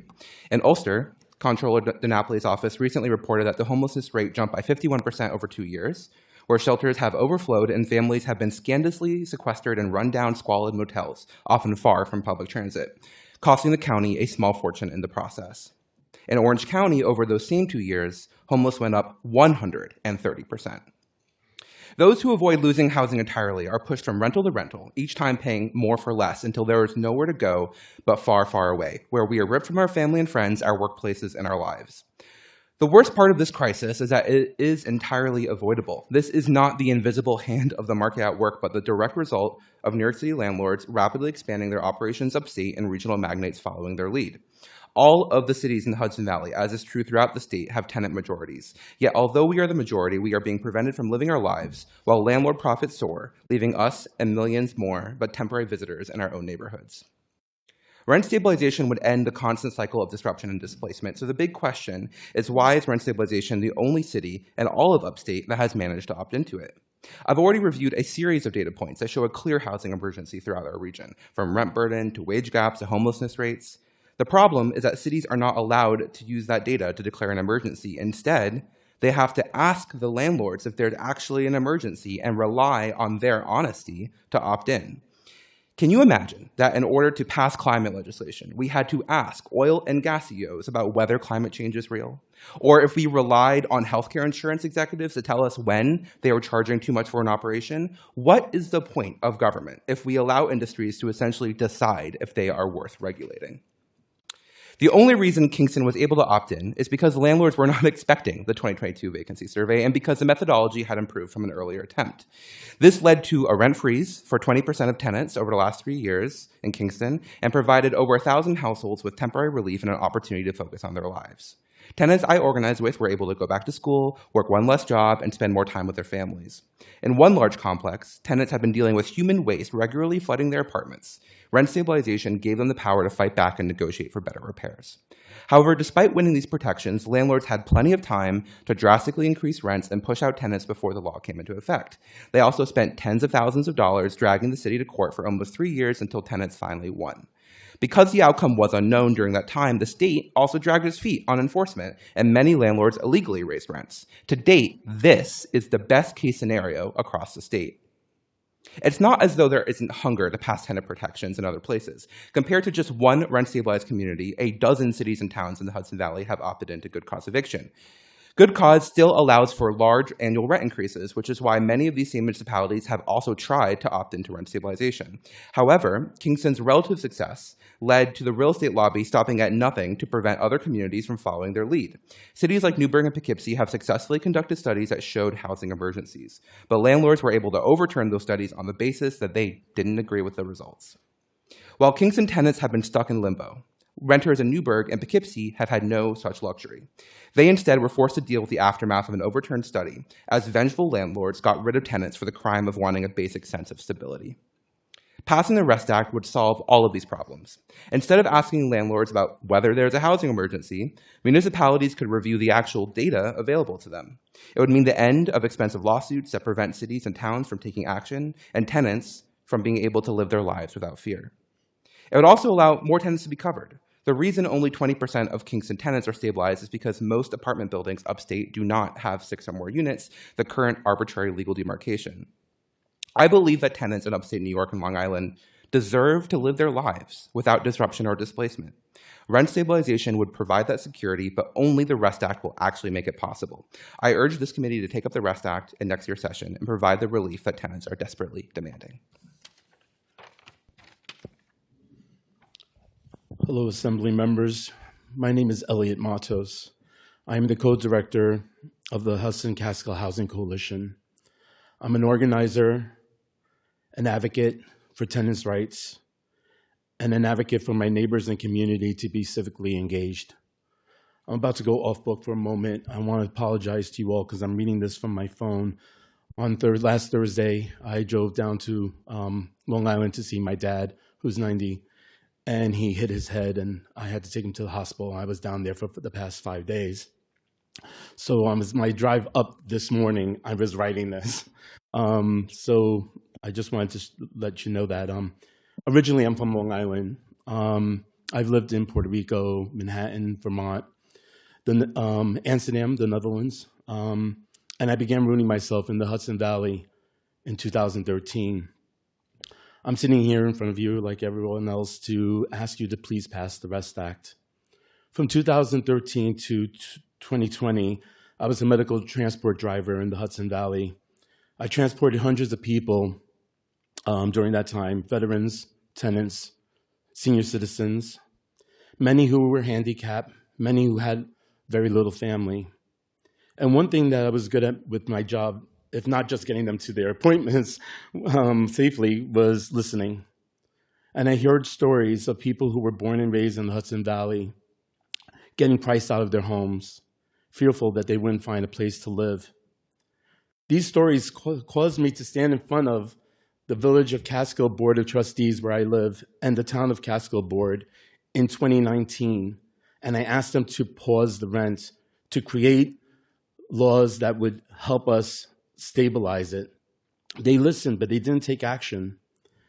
Then, as we all know, in 2020, the COVID pandemic happened, and in early 2021, homeowners in the Village of Catskill started raising the rents. They raised apartments that were once $750, $800 a month, were now $1,200, $1,400 a month for the same 800 square foot bedroom, one bedroom, and they kept going up. I don't know statistics, I don't do numbers well, But as I said earlier, I do listen well, and that is why my organization, which is celebrating its 5 years of existence, asked me to become a director of it.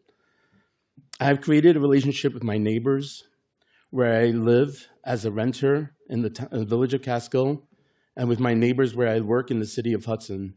They come to me when there are issues with their tenancies where they live, when there are issues with their landlords, where they're being priced out and don't know what to do. The stories are all different. But there's one underlying commonality that is this: the landlords are taking advantage of them. They take advantage of the roof over their head. They use it as a tool to control.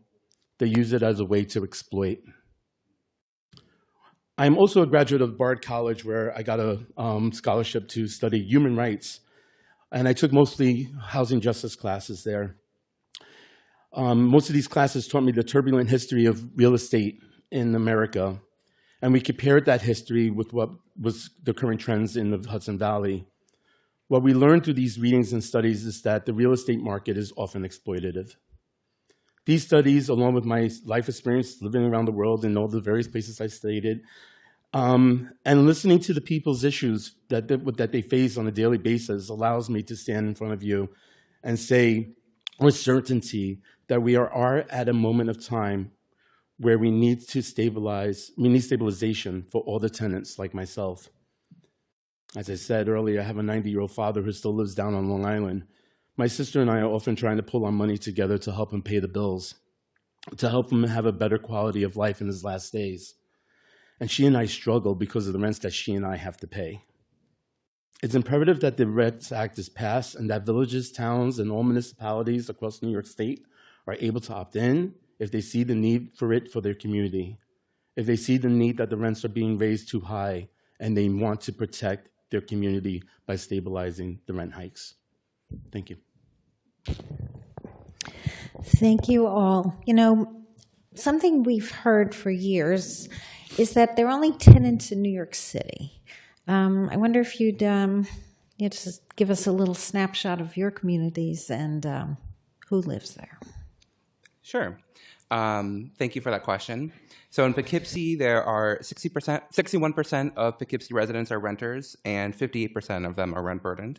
In Kingston, 50% of residents are tenants, and 50% of them are rent burdened.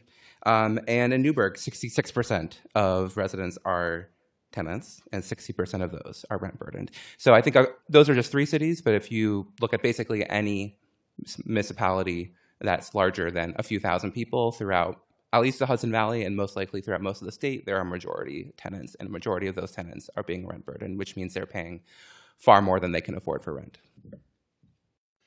Yeah, as I said in my testimony, that I don't know numbers well, but I will say that when I was a driver for medical transport, there were a lot of veterans that I would bring up to the VA hospital, and a lot of them were living in apartments and motels and places where they kept getting their money taken away from them because they couldn't afford all the rents that were rising. This is back in 2019, 2018. So from what I hear with the residents in Catskill and in Hudson, a lot of people are just being priced out and they don't know where to go. All their families, generational, and they can't even be with them. So it's sad. So. Would you like to answer? You don't have to. Do you see like a lot of people moving from New York City since the pandemic, moving to New York City and buying up properties that perhaps locals could not afford?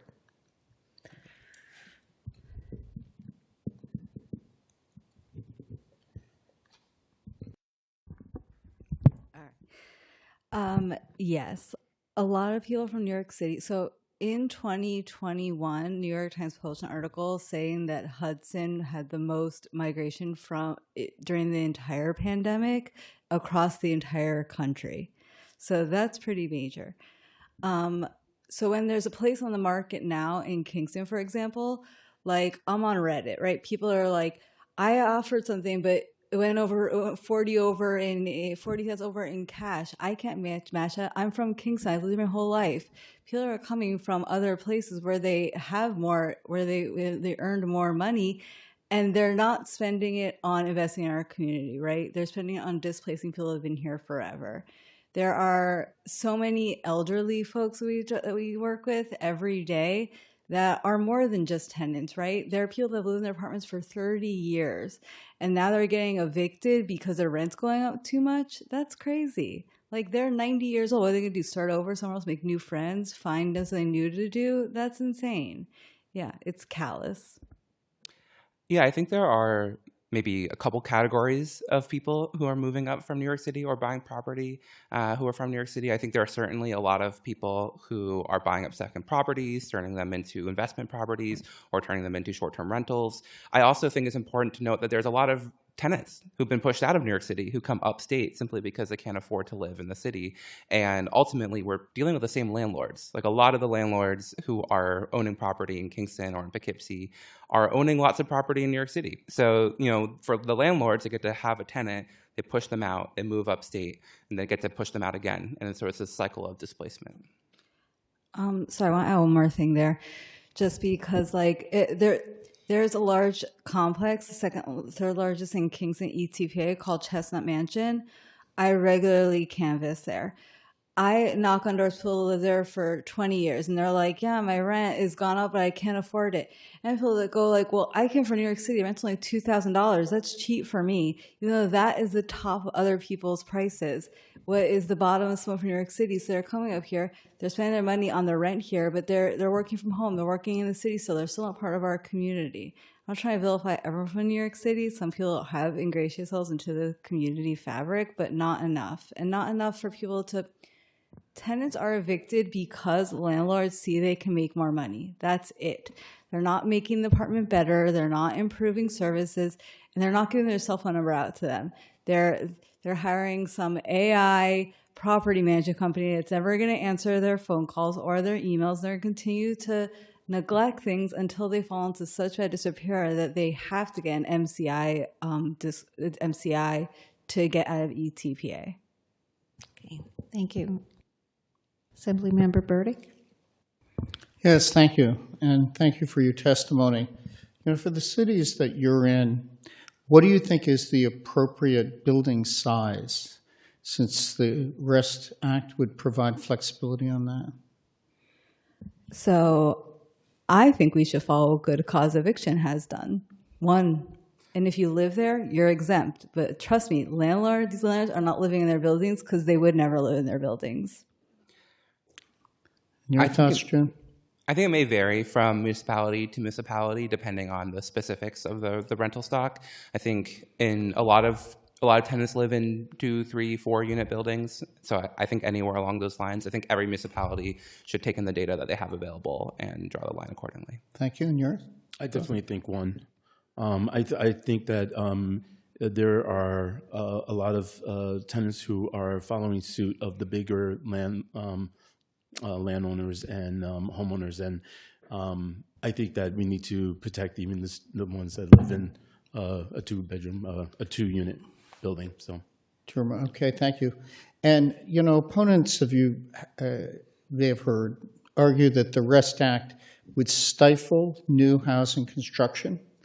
And do you feel that the way that the REST Act has been structured in terms of new versus existing is the right balance, or what are your thoughts on that? I sit on the local planning committee for the downtown revitalization grant that we were awarded in the village of Catskill. I will say that we had 3 developers stand in front of us, and they talked about keeping the rents at affordable prices, and they stated those prices. And I think that that's a bogus thank you. And June? I think with the way the REST Act is currently written, it incentivizes new construction because it doesn't apply rent stabilization until buildings have existed for 15 years. And as folks have earlier said in this hearing today, that's actually like a compromise position in comparison to the 1974 agreement. Jenna? Yeah, so landlord profits are up every year, time and time again. They have the money, and sorry, what was the question again? Okay, sorry, what size? sorry. How many units would you go to? Well, that's not up to me, right? This whole point of the rest is to But give, what would you is advocate? the whole point of the rest is to give local municipalities the power to decide what works best for their communities. For me, I think it's one. But, Okay. yeah. And the argument about new construction. Disincentivizing new development, do you feel that that's a valid argument when it comes to the REST Act? Of course not. There's nothing in the REST Act that says anything about new construction, so why is it relevant? It's obvious they're just trying to find something. Thank you. Assemblymember Levenberg. So thank you again so much for your testimony. It's great to hear individual stories. It really obviously paints the picture. There's so many of them, but we appreciate the ones that you've shared.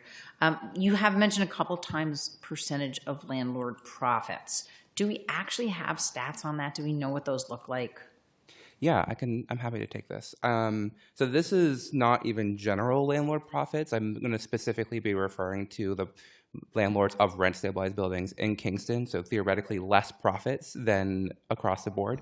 And DHR did a study earlier this year, or I think last year, and reported that landlords had a 5% increase in profits. Landlords of ETPA buildings in Kingston had a 5% increase in profits over the last couple of years.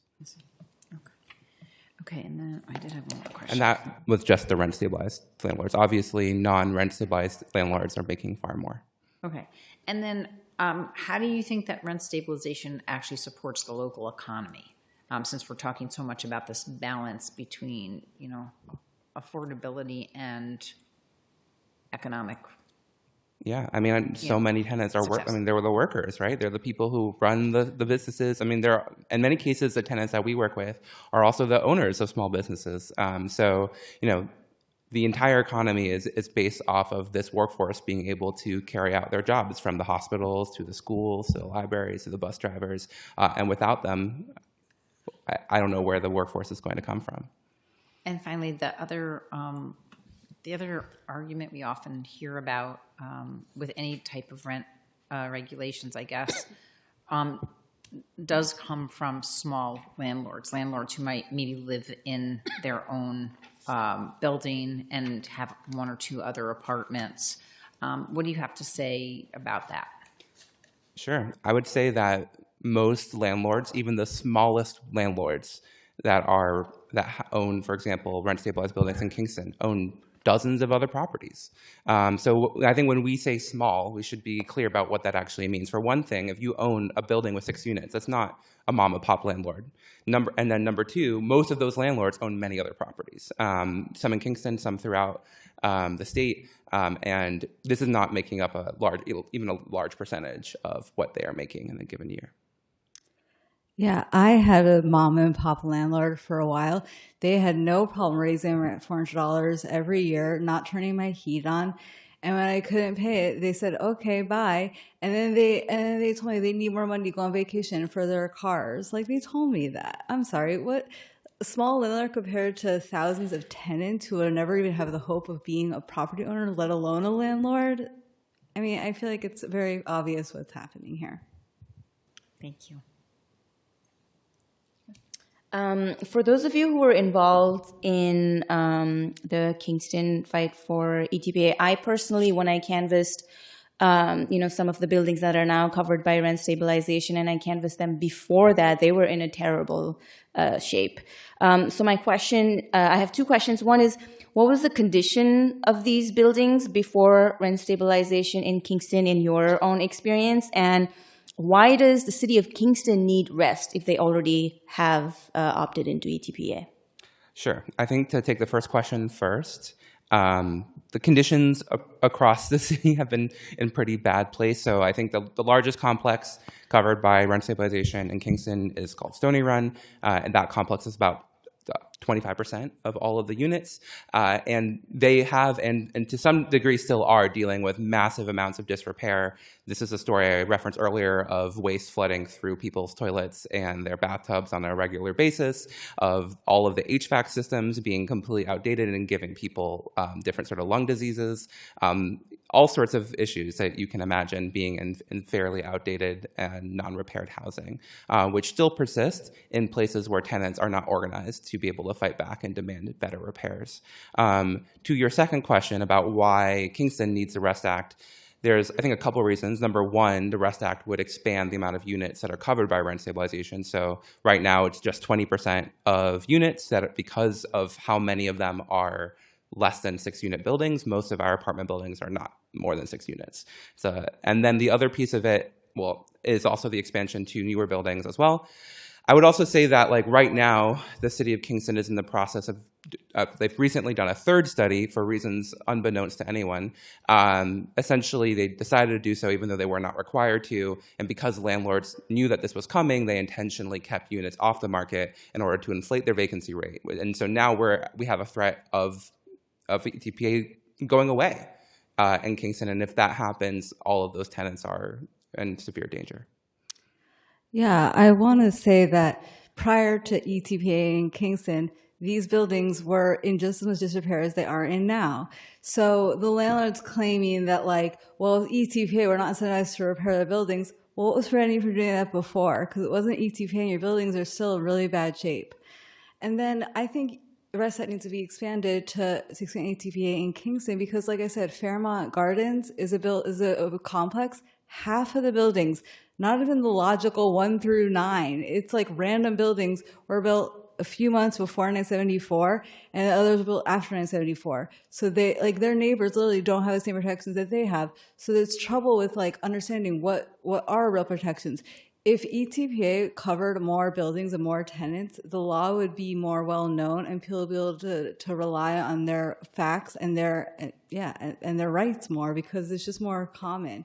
In New York City, everyone knows a rent stabilized tenant because it's more popular there because it's been around for longer and it covers more tenants. We need that same parity upstate. Thank you. You mentioned that landlords own, is this through LLCs or is this you can track their names? Or, you know, I'd be curious to see how many own properties outside of Kingston or the Hudson Valley that also own elsewhere. There are ways to determine how many, they do own them in a variety of LLCs. And so with certain data that we can get from, for example, tax records, we can sort of connect the dots of who is owning which buildings. And so to some extent, we can tell how many buildings people own within, for example, a single county, but it is harder to tell how many properties they own in New York City. What I can say is a lot of the landlords that are owning these buildings are based in New York City and have presumably a much larger percentage of buildings there. I think there are some landlords that we can point to specifically. So, for example, with Stony Run, the largest complex. I mean, we know about some of their other large complexes. There's one in Jersey. There's one in Boston. There's a couple others that are also of a similar size. You know, we've seen the vacancy approach. Let me just not rent them out and then say that they're all in terrible disrepair. Some are in disrepair, many are not in disrepair.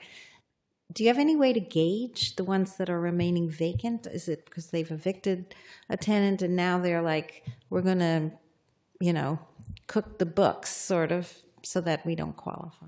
Yeah, in many cases, in this specific example right now, when Kingston is has recently done a third study, there are a lot of landlords that intentionally kept units open. Tenants were sort of confused, like, why were these units not being rented out? When someone left, they kept checking all the rental listing websites. They couldn't see anything. And ultimately, this was possible because landlords knew this was coming. For 3 years, they knew it was coming. And so they were able to sort of create an inflated vacancy rate. And many of them are in good shape, is to your question. There are some that are in disrepair that they marked as vacant and ready to rent, but many of them are just waiting for them to be able to get rid of rent stabilization in order to put them back on the market. So they can sustain the lack of income until they come and get a windfall. Exactly. They're much more willing to take the short-term hit in order to make the broader political point, which I think is probably fairly consistent with what is happening in New York City, where you have tens of thousands of warehouse units. Also, landlords will, because they're able to say, potentially will bully them and say like, well, if you don't sign this lease with this increase, I'm going to increase even more. Because ETA isn't well known in Kingston, people say, well, my landlord must be right. Rich Lanzarote, Director of Housing Providers of New York, they must be working for tenants, when in fact they're not. So then the tenants move out and the landlords do some really crappy repair, like replace the wooden floor with like LVP and using paper towels as subfloor, which I've seen in Chestnut Mansion several times. And they say, well, that's an IAI. I'm raising the rent. Again, they don't apply for this through DCR. They just say, oh, it's an IAI because I said it was. I have a PAR because I said it was. That's actually not how it works, but no one's holding them to the fire. They're able to lie with impunity. Can I just add one thing to that, which is that when cities, even when they have rent stabilization, in the case of Kingston, if it's in court, right, which we were for several years, landlords will just do whatever they want, and often cases the state doesn't follow up on those situations because, hey, it could go away, so why try? Mm-hmm. And so ultimately, it's not just what happens immediately. It's like this multi-year period of time while these studies are being challenged in court, where tenants don't have even the full rights accorded to them under rent stabilization, even if they are able to opt in. Do a lot of these localities not have code enforcement offices or even some kind of housing agency that can oversee repairs or things like that? I think I would say across the state, smaller municipalities have much smaller building departments that have much less capacity and generally do not keep up with the amount of code violations that actually exist. Yes, that is true. Mm-hmm. Okay. Yeah, I would have to say yes to that as well. Okay. Well, thank you all so much for your testimony and participating in this hearing. Thank you. Thank you. This concludes the hearing. And I must say I've learned a lot from all sides today. This is not the end of the discussion, it's just the beginning of the discussion, but the fact that so many people in New York State have to leave because they can't afford to live here anymore points to a major crisis, whether it's workforce, whether it's even physicians, nurses, teachers can't afford to live in this state anymore. And I think it's incumbent on us as a housing committee, as a legislature, to address that issue because things are only getting harder out there. So hopefully next session we'll be able to tackle these questions. Thank you all so much.